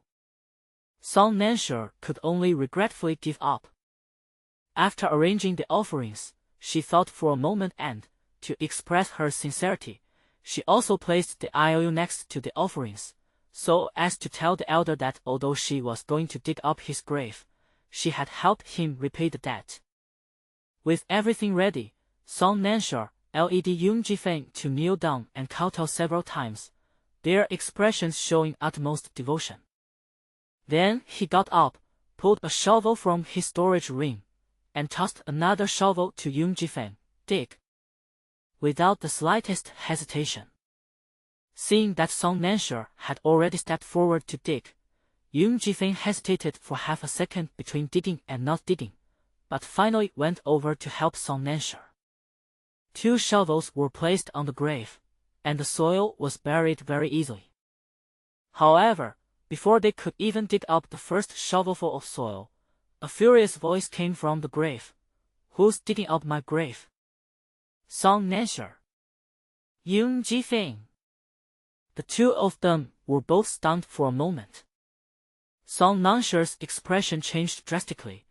A zombie has risen from the dead. Yoon Ji-feng's first reaction was to stop Song Nansure and take a few steps back. Then, he rationally analyzed, it shouldn't be. This is a cenotaph. There are no corpses inside, so how could there be a corpse coming back to life? So the two of them immediately looked at the grave. Then a semi-transparent head poked out of the soil, glanced at them, and then glanced at them again. Song Nansure. It's definitely not a case of someone coming back to life. Holy crap! It's a ghost! Song Nansure swiftly picked up the offerings from the ground and threw them decisively at the ghost's head. A semi-transparent head is naturally not susceptible to being hit by a solid object, and Song Nansure watched as the thing passed right through his head. The head glared. What are you doing? Without saying a word, Song Nansure rolled up his sleeves and stepped forward to prepare for a physical exorcism. Yoon Ji-feng was completely dumbfounded, unsure whether Song Nanshi's behavior indicated fear of ghosts or not. If you say she's afraid, she's brave enough to confront a ghost head-on. But if you say she's not afraid, for a cultivator, this reaction is a bit too extreme. But he realized something was wrong and immediately stopped Song Nan, saying, "Calm down first." As the two were arguing, the ghostly head swept between them and asked, "Which of you studies fortune-telling?" Song Nansha immediately said, "Yung Jifeng, let me first perform the ritual to release this ghost from its trance." "Yung Jifeng," he said, "Song Nansha, calm down. Is it possible that this is a wisp of divine consciousness?" The ghostly head glanced at him. "You've got some guts, kid. Are you a fortune-teller?" Yung Jifeng took a deep breath. "Senior, I am not." The ghostly head looked at Song Nansha. Then its eyes widened as if it had seen something unbelievable. Song Nansha calmed down at this moment, realized something, and stared at the semi-transparent head. "Nian." Song Nansha, "Holy crap." Ghost head, "Holy crap. You're the senior who left the IOU. You're the sucker who's going to pay me back." Song Nansha, "What a sucker." She stared blankly at the ghost's head. Ghost head realized he had misspoke, coughed, and preemptively said, "I am a wisp of divine consciousness left behind by the master of the inheritance you possess. My surname is Sure." He thought these words would make the little girl overjoyed, but Song Nansha looked at him for a long time and suddenly said, "Senior Sure, please come out of the ground before you speak." She said sincerely, "It's quite scary." "Senior Sure." He silently crawled out of the ground, sat on his own tombstone, and looked down to see the IOU that had been used as a sacrifice on the ground. He was very pleased. "It seems I didn't choose the wrong person. You've already paid back the money." Song Nansha nodded. "Yes, I'm a qualified sucker." "Senior Sure. This disciple is a troublemaker and not easy to deal with. But it suits his taste. The only thing I'm not entirely satisfied with is..." He glanced at Song Nansha, then looked at him again, and clicked his tongue. "How come you're still destined to be a poor wretch?" Song Nansha. It hardened. The fist in its hand hardened. Fortunately, he quickly added, "Tisk. Another poor guy destined for poverty." "Again?" Song Nansha immediately asked, "Senior, are you also destined to be poor?" "Senior Sure, what? It doesn't look like it." Song Nansha glanced at him. Whether it was because this senior Sure deliberately made his divine consciousness appear younger when he left it behind, or whether this senior still had this appearance when he ascended, in any case, what Song Nansha saw was a young man of 28 or 29 years old with sharp eyebrows and an arrogant expression. The senior that Song Nansha imagined was always an old man. This caused Song Nansha to become very conflicted, and he couldn't even call her senior anymore. That makes sense, though. If he weren't so arrogant, he wouldn't have done something like stuffing someone else's heritage site with his own. Nor would he have been able to borrow money and then write an IOU 1,000 years in the future. She then sincerely said, "You look quite wealthy." The wealthy senior sneered, "Wealthy? I didn't have more than 10,000 spirit stones in my pocket before I ascended." Looking at him, Song Nansha suddenly felt a sense of shared misfortune. But when she thought about how the price of his poverty was that she would have to pay off his debts more than 1,000 years later, she no longer felt sorry for him. So for a moment, the two of them felt a deep sense of sympathy. Yung Jifeng watched helplessly as this pair of master and disciple, upon meeting, didn't mention a single word about inheritance, instead chatting about spirit stones and fortune until they both became depressed. It's a real shame that these two weren't born in the same era. He took a deep breath and interrupted them. Seniors, we have limited time. You should get down to business first. Senior Shore glanced at him. Then he said enviously, "That's someone with good fortune." Song Nansher's eyes widened instantly. "He's lucky with money. But he's poorer than me." Senior Shore didn't take it seriously. "I think his luck is broken. He must have suffered some fatal injury that hasn't healed yet, so his financial luck is naturally broken as well. In addition, he met you, so it's inevitable that he will have some bad luck in terms of finances." Song Nansher paused, and his gaze toward Yoon Ji-feng was suddenly filled with jealousy. Yoon Ji-feng took a deep breath and reminded him again, "It's important. It's important." Senior Shore smiled and said, "I'm talking about serious business." He looked directly at Song Nansher and asked, "Do you think it's impossible for a wisp of my divine sense to see so much just by looking?" Song Nansher paused for a moment, then said, "Theoretically speaking, you've seen far too much." Senior Shore smiled and said, "This is why I left a trace of my divine consciousness here before I ascended to immortality." He said, "I can teach you everything I know." Song Nansher's heart skipped a beat. She knew it had arrived. After she received the horoscope, she realized that although the horoscope was extremely powerful, its most important aspect was not its power. It must have a corresponding set of techniques. Since then, Song Nansher has been searching for that technique. She originally thought that once she entered this place, she would receive a complete set of cultivation techniques. But to her surprise, she received a person who would teach her martial arts techniques. At this moment, Yoon Ji-feng had quietly retreated to the side, and Song Nansher respectfully said to the unsteady, transparent figure, "Senior, please enlighten me." Senior Shore smiled and said, "I wouldn't call it giving you instruction, but remember, I will only teach you this once. After this one time, this wisp of divine consciousness will return to its original form." Song Nansher's expression turned serious. "I've got it." Senior Shore then rested his chin on his hand and asked her, "What is your auspicious hexagram for harmony?"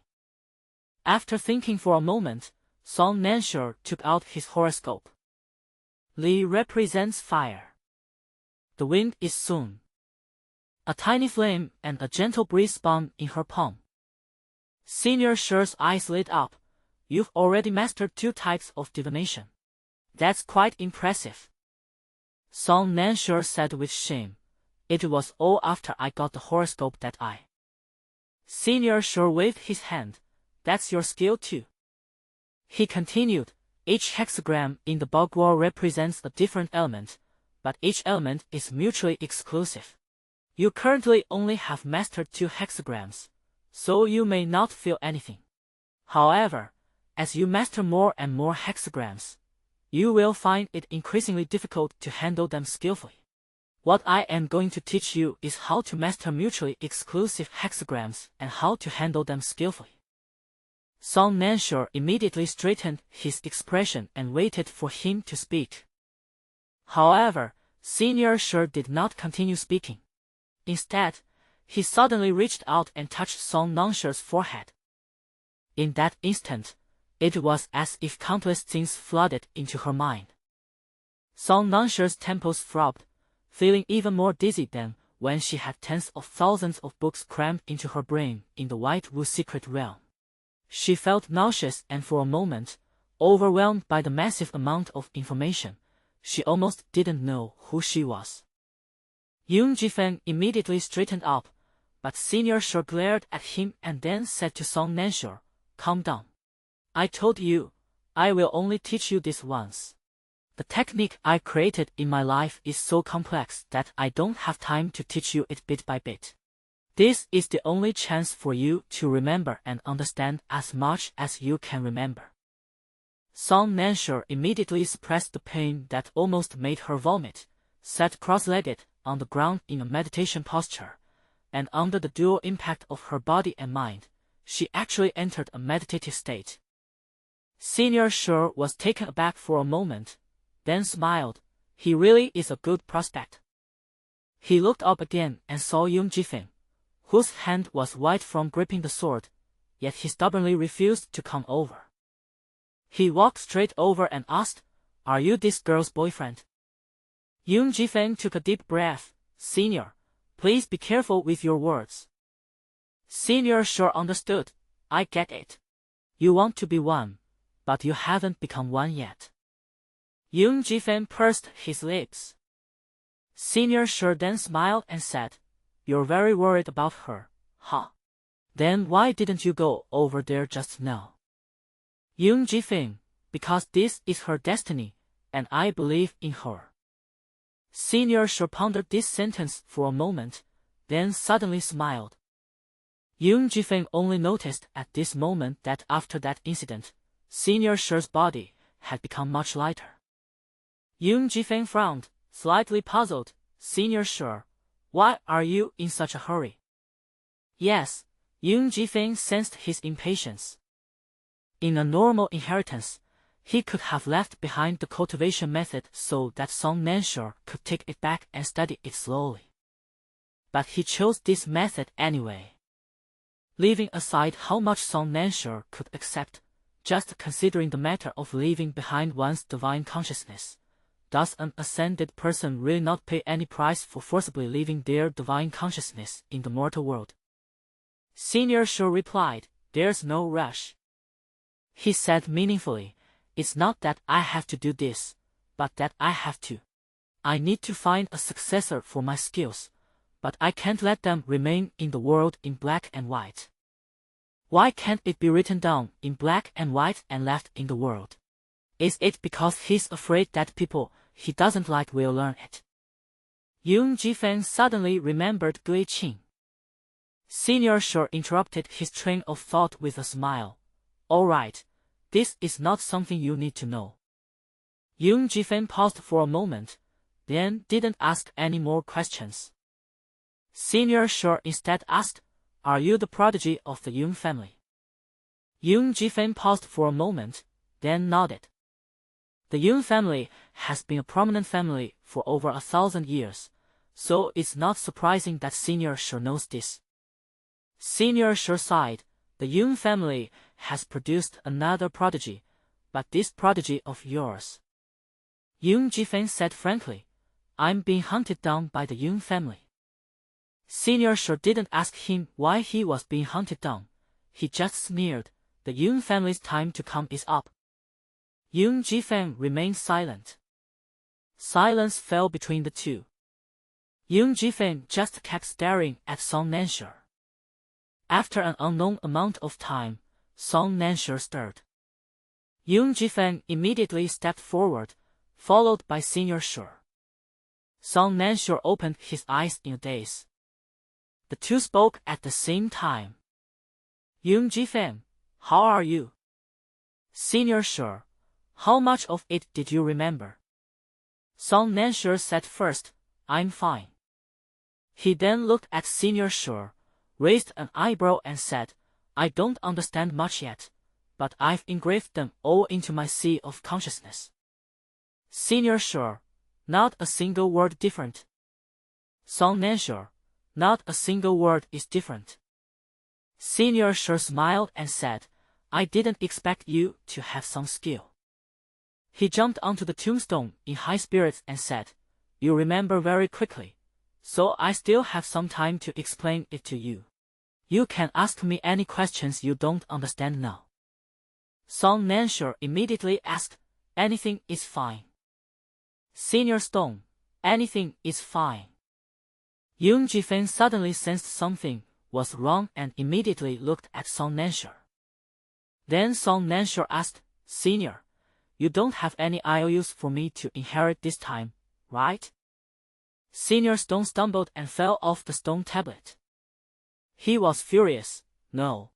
I'm not a gambler. How could I leave IOUs everywhere? Am I the kind of person who would cheat disciples?" "Ah, Song Nansure hesitated politely for 2 seconds, then said with certainty, "You are." Senior Sure flew into a rage and became extremely angry. Senior Sure felt that his personality had been insulted. Senior Stone was so angry that he wanted to turn around and crawl back into the tomb.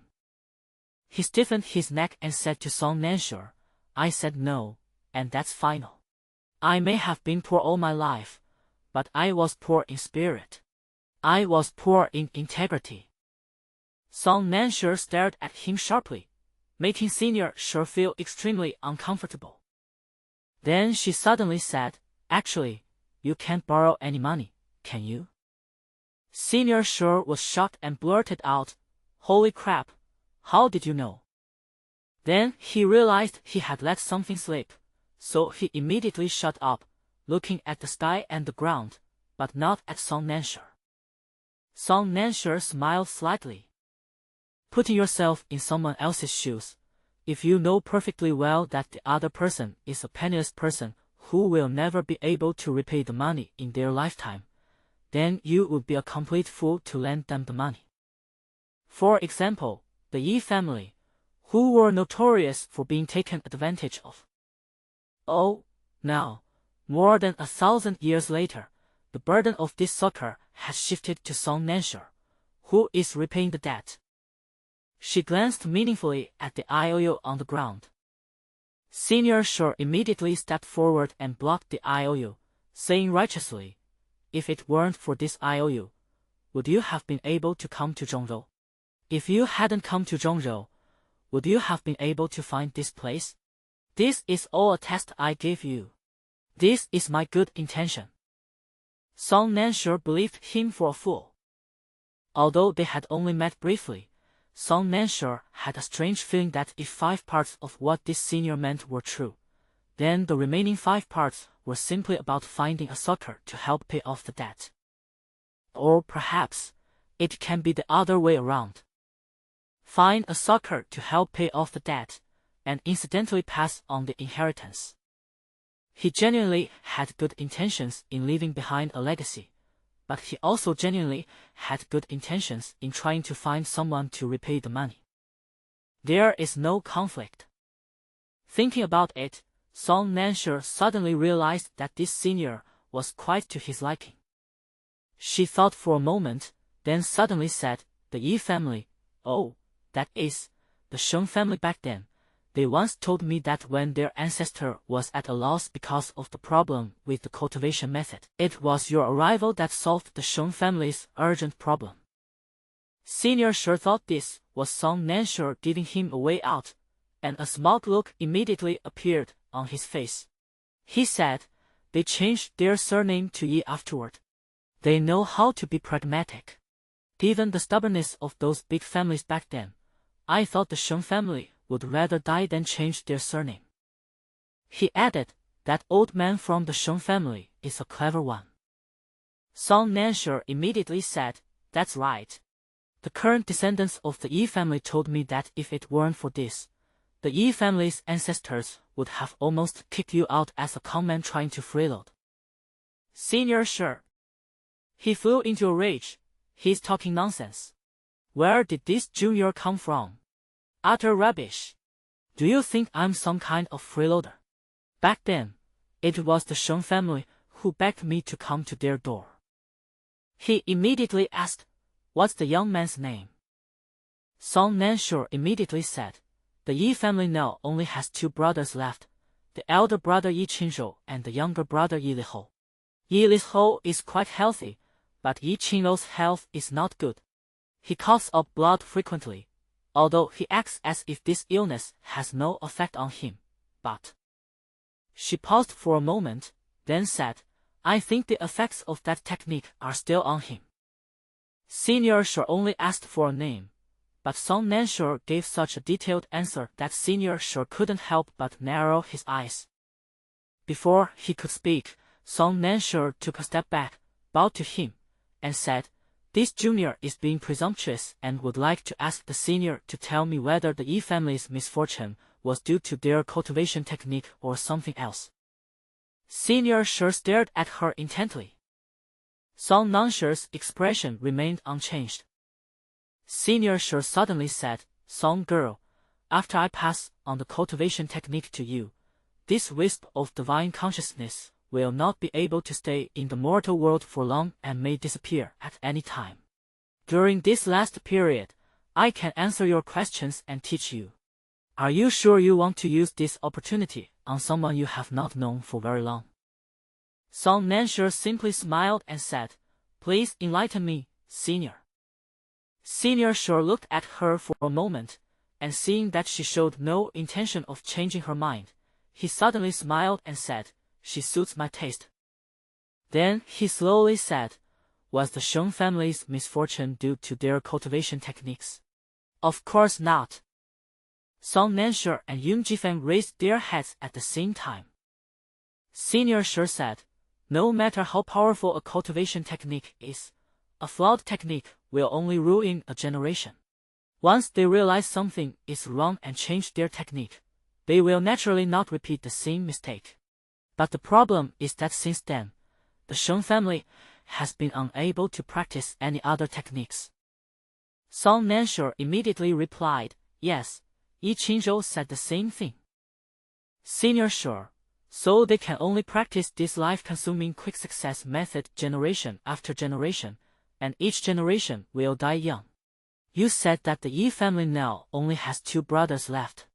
It seems that the technique has no effect on the younger brother anymore. But if he is still practicing the Yi family's original technique, then maybe one day, that child will be like his ancestors." Song Nansher was startled. Senior Sher asked, "Song girl, you go first. What do you think is the root cause of the Yi family's problem of only being able to cultivate short-lived techniques generation after generation?" Song Nansher was silent for a moment, then slowly said, "I had my suspicions." She looked up. "It's a curse, isn't it?" Senior Sher smiled and said, "You are very smart." When his guess came true, Song Nansher's heart sank. No one understands better than a fortune teller how troublesome a curse can be. Curses are a form of evil practice, something that harms others for personal gain, and fortune tellers helping people break curses is a profession they are well versed in. Even with such a perfect match in their fields, the Senior Sher could only suggest changing the surname instead of directly resolving the issue, which shows how tricky it was. She asked directly, "Is there nothing you can do, Senior?" To everyone's surprise, Senior Stone asked, "Do you know who left the curse?"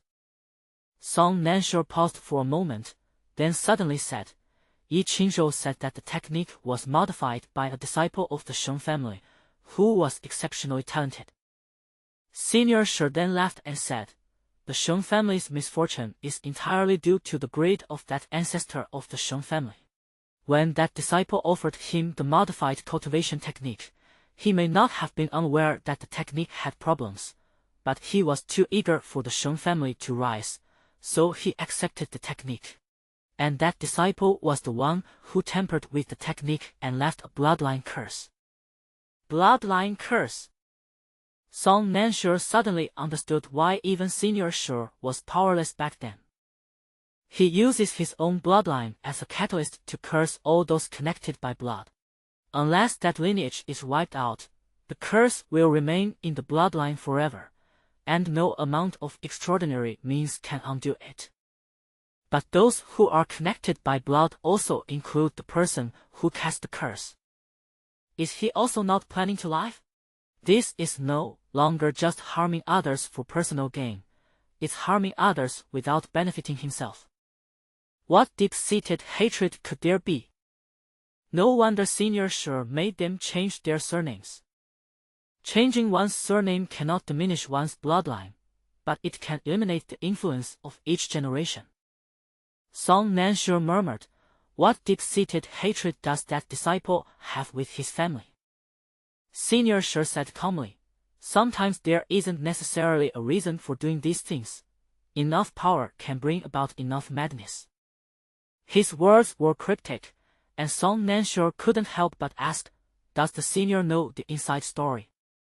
Senior Sure glanced at her and shook his head, saying, "Little Song, the fact that I was able to retain this trace of divine consciousness after my ascension is practically like smuggling myself in. It's not like I can say everything." Song Nansure immediately realized that he knew the answer to this question, but he couldn't answer it. Without hesitation, she immediately asked, "This disciple wishes to break the curse on the Yi family. Please enlighten me, Senior." Senior Sure was truly surprised this time. He said, "I couldn't solve it back then. Do you think you can?" Song Nansure then smiled. With a hint of pride in her expression, she said, "Since you chose me as your successor, you certainly didn't expect me to be inferior to you in the end. You dared to try it back then, and the Sheng family has changed its surname for so many years. Do you think I wouldn't dare to try it? Just because I'm not as good as you now doesn't mean I'll be inferior to you in this lifetime." It's practically an open declaration that they intend to surpass their predecessors. Senior Sure was not annoyed at all. Instead, he laughed heartily. He said, "Then I'll wait until you beat me." Then he called her name, Song Nansure. Song Nansure looked up. Senior Sure asked, "Since you want to sever the bloodline curse and do what no one before you has been able to do, then let me ask you, do you know what the Qian and Kun trigrams in the 8 trigrams represent respectively?" Song Nansure immediately realized that Senior Sure was going to teach her. She said, "Qian represents heaven, and Kun represents earth." Senior Sure continued, "Qian and Kun represent heaven and earth, but the other 6 trigrams in the 8 trigrams each contain elements of the 5 elements. So what do heaven and earth represent?" Song Nansure suddenly got stuck. Because in all her life, she had never heard of any diviner whose auspicious hexagram was Qian or Kun. Qian and Kun represent heaven and earth, and have a special meaning in the hexagrams. They usually refer to the great way of heaven and are close to the Qian and Kun hexagrams, almost equivalent to being close to the way of heaven. Why would someone like that bother learning fortune-telling? They should just become a Taoist agent. Just as she was thinking this, she heard Senior Sure say, "When I was 6 years old, I mastered my first affinity hexagram, which was the Qian hexagram." Song Nansure suddenly raised his head. Senior Sure seemed oblivious to her shock and said with a smile, "So, I'm the one who has the best answer to this question." He said calmly, "Qian represents heaven and governs life, while Kun represents earth and governs death. Mastering the Qian and Kun hexagrams means manipulating life and death. You should have heard that there were ancient diviners who could determine life and death with a single word. Such diviners were those who had mastered either the Qian or Kun hexagram. You should also have heard that there were ancient diviners whose words could be followed by law. Such diviners were those who had mastered both." Song Nanshure's eyes slowly widened. Even Yung Jifeng couldn't help but straighten up. He wasn't a fortune-teller, but just imagining a fortune-teller's ability to decide life and death with a single word made him feel incredibly excited. But why has the diviner become a synonym for weakness today? Yung Jifeng was merely surprised, while Song Nanshure's heart suddenly began to race after his initial astonishment. A kind of ambition for fame began to spread in her heart. She couldn't help but think that Senior Sure's first auspicious hexagram was Qian. Although she didn't have such talent, did that mean she couldn't learn it? A single word can decide life or death. Senior Sure laughed when he saw her expression. He said, "As long as you can master one of the hexagrams, you can easily sever that curse by connecting it to the bloodline curse that the Sheng family has been cursed for 1,000 years after changing their surname." Song Nansure took a deep breath and said, "I understand." Seeing her so confident, Senior Sure suddenly began to look forward to seeing what kind of person she would become. At the same time, his body paled even more. Song Nansure couldn't help but say, "Senior." He glanced down at his body, waved his hand dismissively, and said, "There's still some time. Ask me anything else you want to ask."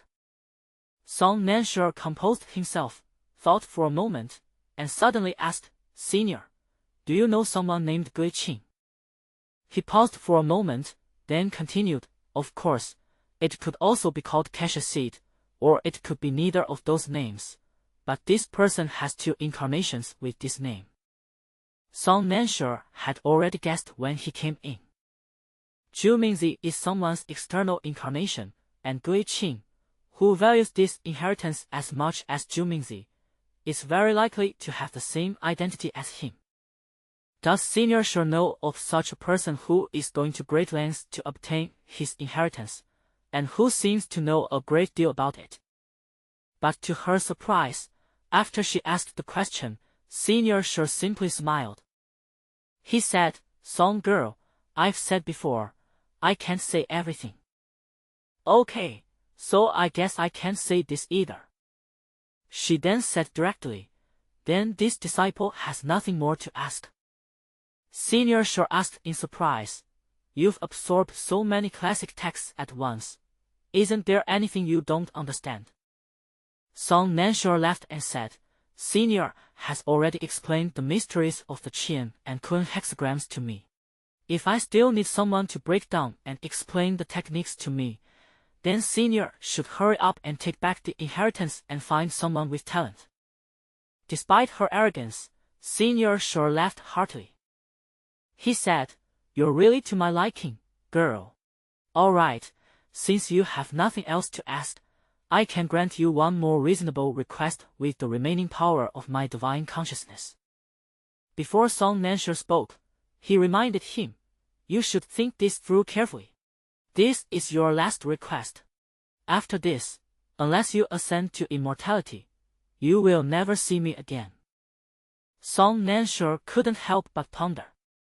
A moment later, she raised her head and suddenly looked at Yung Jifeng. Yung Jifeng looked at her intently. As if he had made up his mind, Song Nansure said without hesitation, "Senior, may I ask you to treat Yung Jifeng's injuries?" This time, not only was Senior Sure stunned, but Yung Jifeng was also stunned. He couldn't help but say, "Song Nansure, my injuries are already healing. With the Qilin blood jade, I'll be fully recovered soon. You don't need to waste this opportunity on me." "Song Nansure, I won't. I'll rebel." She didn't know what Yung Jifeng meant by his casual nearly death before, but after the trip to Mount Saitsong, what didn't she understand? None of the other families whose cultivation was higher than Yung Jifeng's survived. She remembered how he couldn't even defeat a golden core cultivator back then. At that time, she thought he was a cultivator with low cultivation level. Who knew that after obtaining the Qilin blood jade, he would become a nascent soul cultivator? Even a nascent soul cultivator, who had once injured a golden core cultivator, posed a threat to him, yet he never complained or blamed anyone. He obtained the Qilin blood jade, but the Qilin blood jade is not a panacea. It can restore his cultivation, but can it also heal his injuries and hidden dangers in his body overnight? Yung Jifeng wanted to persuade him again. "You." Song Nansure interrupted directly, "I'm in charge." She even glared at him.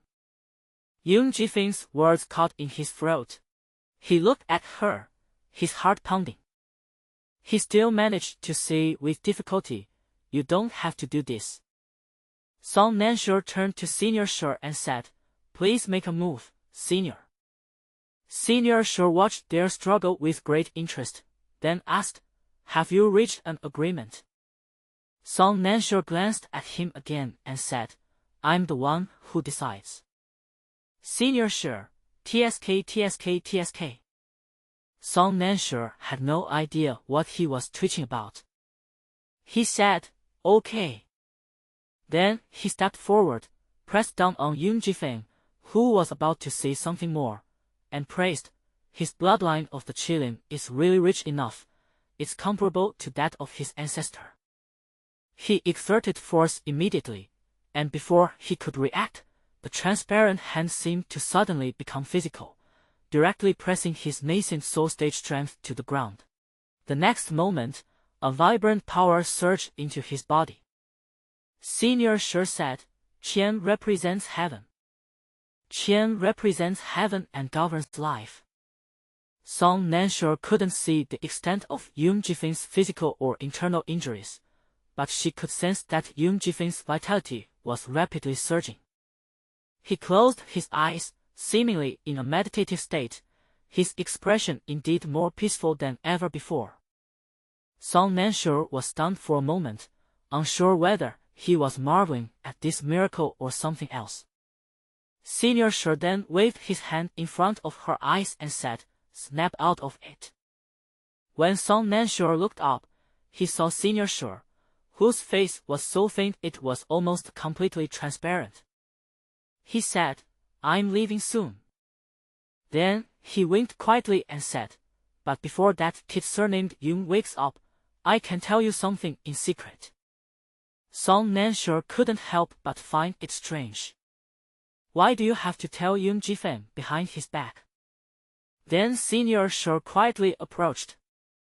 His mysterious nature piqued Song Nanshe's curiosity, and he began to act furtively as well. The next moment, Senior Shi said in a gossipy tone, "Actually, Yoon Ji-feng is not only lucky with money, he also..." Senior Shi uttered a few words, "May your wife prosper." Song Nanshe, cough cough cough cough. Song Nanshe was completely bewildered by the words prosperous wife and started coughing wildly. She shouted, "Senior, are you kidding me?" Senior Shi laughed heartily, never one to shy away from a good show. Song Nanshe was so focused on coughing that he didn't see his figure fading away amidst laughter. When his laughter suddenly subsided, Song Nanshe looked up as if to say something, only to find that Senior Shi was no longer there. Song Nanshe paused, suddenly realizing that the Senior Shi, who had been teasing her just a moment ago, had disappeared without even saying goodbye. Song Nanshe was stunned for a long time. Then suddenly his shoulders slumped and he muttered, "What? If you're leaving, at least say goodbye." No one responded to her anymore. The man left so suddenly, and in the end, he played a prank on her, leaving her no chance to retaliate. They really can't accept defeat. After muttering to herself for a while, and with no one responding, Song Nanshe finally realized that her senior had really left, and wasn't just teasing her again. She paused for a moment, then suddenly straightened her clothes and bowed deeply in the direction he had left. When Yoon Ji-feng opened her eyes from her meditation with an unprecedented sense of ease, she saw Song Nanshe standing close in front of her, staring intently at her. Yoon Ji-feng's heart suddenly pounded, but he asked calmly, "What's wrong?" Song Nanshe, "Nothing." She seemed to be studying your face. Yoon Ji-feng? He asked, puzzled, "What have you figured out?" Song Nanshe, "You are really good looking." Add to that a life destined to bring good fortune to one's wife, and it becomes even more beautiful. It's easy for people to have inappropriate thoughts. Before Yoon Ji-feng could even let his imagination run wild, Song Nanshe took a deep breath and patted him on the shoulder. "Anyway, boys need to protect themselves when they're out in the world." Yoon Ji-feng? What and what? He was only in a meditative state for a short while, so what exactly happened? In the past, Yoon Ji-feng was a handsome man in Song Nanshe's eyes, even in the cultivation world where the average appearance was above average. He was one of the best. Being around such a handsome man day and night, it's hard not to have some thoughts. However, Song Nanshe was an exception. because she didn't have those worldly desires. Or rather, although she had worldly desires and occasionally had inappropriate thoughts when looking at Yoon Ji-fin, she immediately calmed down as soon as she saw her empty storage ring. Money can make people sever all ties of love and affection. When she had no money, she was more detached from worldly desires than a nun. If circumstances allowed, she would have loved to have the words "a wise man does not fall in love," and "a widowed king pursues a life of scholarship" engraved on her forehead to remind herself not to let men slow down her money-making. But things are different now. When Song Nansure looked at Yoon Ji-fin again, the first thing he saw was not his handsome face or his excellent figure, but the 3 large, golden characters that seemed to be hanging on his body. Prosperate your wife's life. If Yoon Ji-fin's outstanding figure could add 20 points to his face, then the words "a wife bringing destiny" instantly transformed him into an unparalleled beauty in her eyes. She felt that she might need to have a deeper conversation with Yoon Ji-fin, not for any other reason than to understand him as a person and become good friends with him. The more I look at it, the more satisfied I become. However, a sliver of conscience within Song Nansure struggled to emerge amidst this dangerous thought, narrowly preventing her from committing any illegal or disorderly acts at this critical juncture. Song Nansure immediately felt that she was really touching. Looking at Yoon Ji-fin's bewildered face when he first woke up, she even uttered the wise saying, "Boys should also protect themselves when they are out in the world, instead of taking advantage of someone in distress. There is simply no woman in this world better than her." Song Nansure was moved by his own words, and his expression towards him became even more complicated. She also said considerately, "Yoon Ji-fin, get up quickly. Get up quickly, move around a bit and see how your injuries are healing." They were extremely attentive and considerate. Yoon Ji-fin was completely bewildered by her actions as soon as he woke up. Instead of being moved, he felt inexplicably goosebumps. "I have a feeling that she's up to something bad." But he still got up as suggested, stretched his muscles and bones, circulated his spiritual energy, and even drew his sword to practice a couple of sword techniques. An unprecedented sense of ease. The lingering stagnation and slight pain that used to circulate spiritual energy have been completely swept away at this moment. He even felt that his cultivation level had improved by 2 points compared to before he was injured. He turned his head and said, "I haven't felt this relaxed in a long time." Song Nansure said in a measured tone, "That puts my mind at ease." She paused, then said softly, "Wind." Yoon Ji-fin's hand trembled, and the sword he had just pulled back almost pierced his own body. "The wind?" He stiffly raised his head and asked, "What did you call me?" Song Nansure pondered for a moment, feeling that he hadn't made a mistake. This was a nickname, and calling him Yoon Ji-fin would have felt too formal. So she said confidently, "Wind." "Yoon Ji-fin." He closed his eyes, took a deep breath, and then calmly asked, "What did that old man surnamed Sure say to you?" "They don't even call me senior anymore." Song Nansure paused, feeling guilty. "No. Nothing at all." Yoon Ji-fin looked at her for a long time, then quietly said, "Then you should call me by my full name." Song Nansure was stunned for a moment, and subconsciously asked, "Yoon Ji-fin?" Yoon Ji-fin shook his head, his face full of displeasure, and said, "Make your tone even harsher."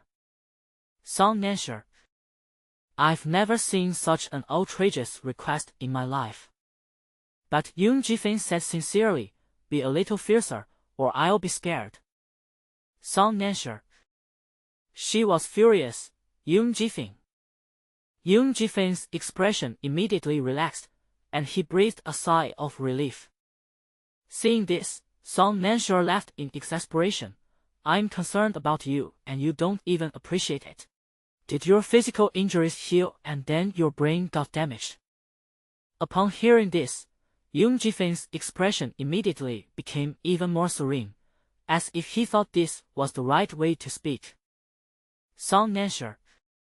Oh no, this guy has really messed up his brain. It seems he was so badly injured that he developed a masochistic tremor. Grass. Song Nansher immediately felt that even if she wanted to do something, she couldn't do it right now. At the very least, she needs to fix his brain first. I've never seen anything so outrageous.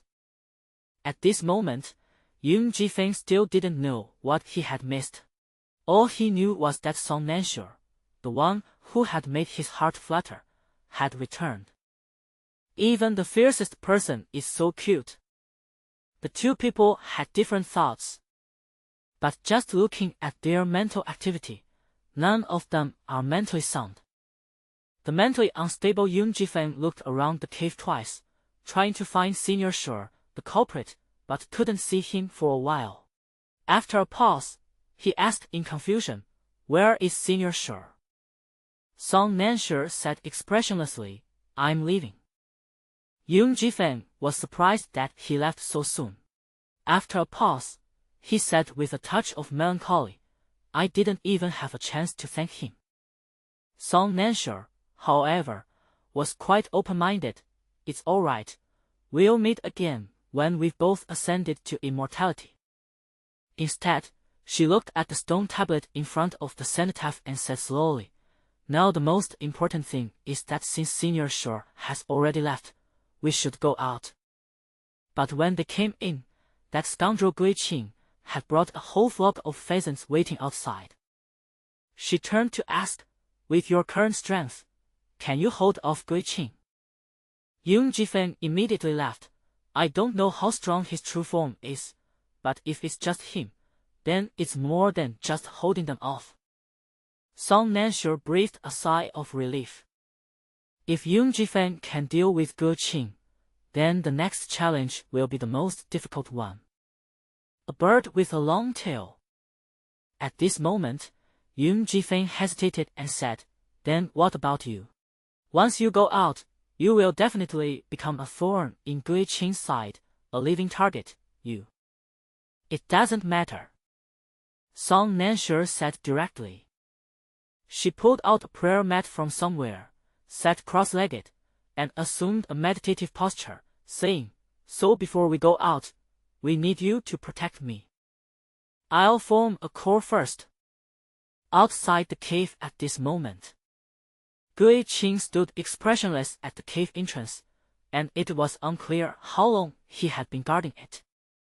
His expression was cold, but inside he felt as if a ball of magma was churning, ready to erupt at any moment. He failed. He never imagined that the word failure would one day be associated with him, but he failed. He was defeated by a little girl. Because of his arrogance. After leaving his original body, Gui Qing became the city lord of Songliu City by his own power, manipulating all the aristocratic families at will. He enjoyed this feeling and became more and more adept at it. Therefore, when Cassius Seed came to him like a stray dog, his first reaction was to despise it. Disrespect him, and also disrespect Song Nansher, whom he claims to have manipulated. She's just a little girl. What kind of useless thing must Cassius Seed be to be ruined like this by a little girl? He even began to doubt whether the Cassius Seed was actually an external incarnation of his true self, and theoretically the same person as him. How could he be so stupid? The Ghost Lord's personality is derived from the original body's youth, when he was most proud and spirited. So, naturally, when he took a big fall, he was also the most unable to accept it. But he knew clearly that once Song Nansher found the successor, there was absolutely no possibility of the successor failing. He was too late. He took a deep breath and murmured, "It's all right. Song Nansher can't possibly not come out of there. As long as I can kill her, I can still get the inheritance. It's not too late. At this moment, he was completely unaware that Senior Shore had not left behind any physical inheritance. The so-called inheritance was entirely in Song Nanshi's mind. He muttered to himself, and a dense flock of pheasants stood silently on the treetops behind him. The young bird would not remain silent. What silenced them was the cassia seed that was controlling it at that moment. The silence seemed to mock the arrogance of the ghost minister. Gui Qing, enraged and embarrassed, shouted, "Why are you silent?" The bird naturally wouldn't answer that question, but a moment later, a faint voice rang in Gui Qing's ears. "Ha!" Gui Qing was even angrier. "What are you laughing at? You think she shouldn't have been killed?" Zhu Mingzi said quietly, "He should be killed. Why shouldn't he be killed?" Ghost Minister, then you. Cassia seed, I just suddenly remembered that I had the same idea back then. Ghost Minister. Cassia seed sincerely said, "I wish you well." Gui Qing was nearly driven to a state of impotent rage by his sarcastic remarks. However, the next moment, he heard footsteps coming from afar. Gui Qing's expression hardened, and he made a hand gesture. Immediately, all the dense flock of young birds disappeared into the dense forest. At the same time, the head of the Yun family stumbled out from the other side. He bumped into Gui Qing head-on, his eyes immediately turning red. He strode forward, reaching for Gui Qing's collar, gritting his teeth. "Gui Qing." Gui Qing lightly dodged his hand. He was impatient and had lost his usual patience with this group of noble families. He asked with an inscrutable expression, "What is the meaning of this, Patriarch Yun?" The Yun family had sneered. "What do I mean? Shouldn't I ask the city lord what he means?" "Oh," Gui Qing said coldly, "I don't understand what you mean." The Yun family head's face grew even colder. "Don't understand? Then City Lord Gui Qing, please explain to me why this young bird suddenly became uncontrollable." Gui Qing laughed. "The young bird is out of control. What does that have to do with me?" The Yun family had sneered repeatedly. "Lord Gui Qing, you think you can sever ties like this? I haven't forgotten that you brought these ancient ferocious beasts that have already gone extinct. You keep saying that these are gifts for us, but do you really not know what we've done with these young birds? Have you really forgotten the method of controlling the young birds that you personally taught us?" He leaned closer, gritting his teeth, and said, "I don't believe you brought these eagles here without any other purpose. You've seen what we've done all these years, so don't act all innocent. Besides us, you're the only one left in this world who can control the eagles. Tell me, did those eagles suddenly riot because of you?" Gui Qing pushed the Yun family head away. He smiled faintly and said, "Patriarch Yun is joking. Back then, I had nothing of value, so I gave you all these birds simply because I thought they were a rare and wonderful gift. Who knew that you wouldn't use them for good?" He chuckled. "This is called reaping what you sow." The Yun family head was furious. He stepped forward and grabbed the man by the collar. "So what happened today was indeed your doing?" "Why?" Gui Qing's face turned cold. "Put your hand down." Meanwhile, on a nearby hill, 3 people were lying side by side. Jiangji, hiss. Juxiu, hiss. Yu Jiujiu, hiss. Jiangji lowered his voice. "I originally thought that the aristocratic families were the culprits behind the young bird incident, and Gui Qing was at most an accomplice. It turns out that Gui Qing was the one who started it all, and he was the one who brought all these young birds." Zhu Xiu analyzed, judging from what Patriarch Yun said. When Gui Qing brought the young bird back then, both sides knew what the young bird would be used for. Gui Qing might be the one who was pushing things along behind the scenes. He even taught us how to control the young bird. Yu Jiujiu was puzzled. She rubbed the rabbit in her hands until it looked utterly lifeless, and asked in confusion, "What's he after?" "Jiangji, they won't say, and we don't know either, but one thing is roughly clear." He looked at the dense forest where the eagle was hiding, and his voice deepened. "In today's events, Gui Qing might be the one who's the real mastermind, and we've all been tricked by him." "Yu Xiu, what do we do now?" Jiangji remained calm. "He's guarding this place, so junior sister must be inside. Let's wait for her to come out." The three of them quickly set their objective, while old man Lu rubbed his head, looking puzzled. Would these people's IQ return if Song Nansure wasn't around? Meanwhile, the two Yi brothers were also rushing over here. Yi Qingzhou glanced at the direction the hawks that occasionally darted out of the forest were heading and said confidently, "It's this way. No doubt about it." Song Nanshan, who had not yet left, was unaware of the turbulent events unfolding outside. She sat on the futon, her forehead covered in sweat. When she came out of the White Wutong secret realm, she was at the 6th level of foundation establishment. During the sect competition, she gradually rose to the 7th level, not far from the core formation stage. But a catalyst is still needed. And this opportunity has come today. Senior Shi infused a vast number of cultivation manuals into Song Nanshure's sea of consciousness.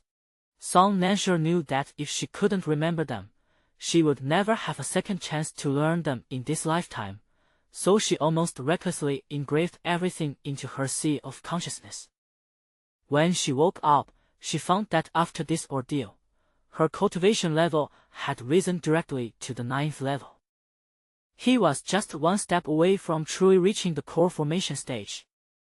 Song Nanshure had a vague feeling that if she wanted to form her core, she could do so right now, relying on those ancient texts. However, she also knew that forming the golden core would often attract heavenly lightning, so unless absolutely necessary, it would be best for her to wait until she was safely out of the area before forming the golden core in a peaceful manner. But since there are so many pheasants waiting for them outside, Song Nanshure suddenly felt that the heavenly lightning that caused him to form his core might not be so bad as to be put to use. What she wanted wasn't the core formation, but the heavenly lightning that would strike upon successful core formation.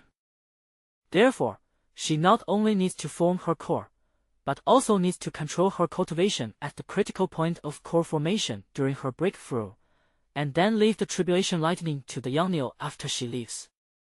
It was an adventure, but well worth it. Moreover, besides forming her core, she had something even more important to do. The hexagram. After obtaining the horoscope, she had a vague feeling that if she wanted to go further on the path of a fortune teller, the most important thing was not her cultivation level, but mastering more divination symbols. For example, right now, the spiritual power of the two hexagrams was pulling and pulling within Song Nanshure's dantian, not for the purpose of forming a dantian, but because Song Nanshure wanted to take advantage of the dantian formation to master another hexagram. The hexagrams she most wanted to master were naturally the Qian and Kun hexagrams. Song Nanshure knew that with her current abilities, it was almost impossible for her to master the Qian and Kun hexagrams. But trying it won't break the law. Song Nanshure directly followed the techniques in the classic texts, attempting to take the opportunity to learn about the Qian and Kun trigrams. However, the moment she started practicing the technique, she knew she had been arrogant. When she tried to connect with those two hexagrams, the two hexagrams she had already grasped even showed signs of collapsing under pressure. Song Nan broke out in a cold sweat and decisively stopped. The raging dantian calmed down again, and a Bagua diagram appeared in Song Nanshure's sea of consciousness. Song Nanshure's gaze swept across the Bagua diagram, and his eyes suddenly settled on one of the hexagrams. The next moment, Song Nanshure suddenly opened his eyes. Young Jifeng, who was guarding the scene, immediately asked, "How is it?" Song Nansher immediately stood up. "Let's go." Young Jifeng, "Wait, have you successfully formed your core? What about your tribulation?" Song Nansher turned to look at him and smiled, "Almost." Young Jifeng asked in confusion, "Then why not form your core before going out? This place is still relatively safe." Song Nansher, "Because I want to form my core at the most suitable time." She asked, "What do you think would happen if the lightning tribulation descended upon a flock of pheasants?" Young Jifeng was completely stunned. Song Nansher waved his hand, full of vigor, and said, "Let's go, Fengmen. I can't control my cultivation for long. Let's give them a surprise." Young Jifeng wanted to persuade him again, but the way he was called Fengmen made him stumble. The next moment, Gui Qing and the Young family head, who were arguing in front of the cave entrance, saw Song Nansher and his companion suddenly appear. At this moment, their eyes met. It is worth mentioning that Young Jifeng has now returned to his original appearance thanks to Senior Shi's treatment of his injuries. The moment the Young family head saw him, he blurted out, "Young Jifeng." However, the next moment he noticed something was wrong. Why was Young Jifeng still wearing Song Nansher's pretty boy clothes and following Song Nansher around? The Young family head quickly brainstormed. Young Jifeng and Mu He, wearing the same clothes, both pretty boys. The head of the Young family vaguely felt that he seemed to understand something, and his gaze towards Young Jifeng gradually changed from disbelief to shock and complexity. Before Young Jifeng could even open his mouth, his uncle exclaimed in shock and anger, "Young Jifeng, how could you have fallen so low? Young Jifeng, here we go again." The first time, he wanted to explain. The second time, he took it for granted. The third time, Young Jifeng said expressionlessly, "Yes, I am a gigolo. Yes, I am a gigolo." Young Jifeng's voice was so natural and habitual that it seemed he had been a gigolo for so long that he was no longer ashamed of it. So the Young family head, who had been somewhat skeptical and thought that Young Jifeng might not be so depraved even if he died, suddenly felt completely distraught. He admitted it himself. He really did become someone's gigolo. The Young family head's expression immediately became quite interesting. On one hand, he felt contempt for his enemy's depravity, and on the other hand, he felt anger at the Young family's prodigy and former young master for being someone else's gigolo. The prodigy of his own family has become someone else's gigolo. Although he was abandoned by his family, he is still a prodigy. His surname is Young. How should the Young family deal with what he has done? Moreover, so many people were besieged back then, and quite a few of them had higher cultivation levels than Young Jifeng.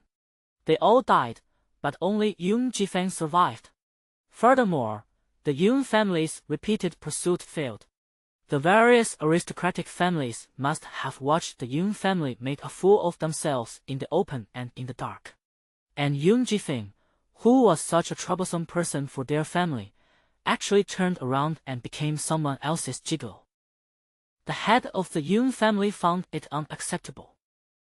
In the past, the Young family couldn't compare to the Quincy, but now the Young family can't compare to a pretty boy. What puzzled the Young family head even more was that you had the nerve to be someone's gigolo. Then why did you act so upright and incorruptible back then? If you had just softened your stance for the family a little, the family wouldn't have been so determined to abandon a prodigy. Now that everything has settled down, you're acting like you can bend and stretch. Is being the young master of the Young family worse than being a gigolo outside? The head of the Young family suddenly felt as if he had swallowed a fly. He was enraged, and disregarding the current situation, he roared, "Young Jifeng, how could you do such a shameful thing? How can you face the ancestors of the Young family? What happened to your integrity and unyielding spirit? How has the Yun family ever wronged you? You'd rather be someone's gigolo than honestly prioritize the interests of the family. Song Nansure listened from the side and found it quite interesting. When he was chasing Yoon Jifin, he didn't think of his ancestors, but now he remembered that he still had ancestors. They are truly Schrodinger's ancestors. Moreover, his words implied that although Yoon Jifin was being hunted down by them, as long as he still bore the surname Yoon, it was best for him to die outside rather than do anything that would disgrace the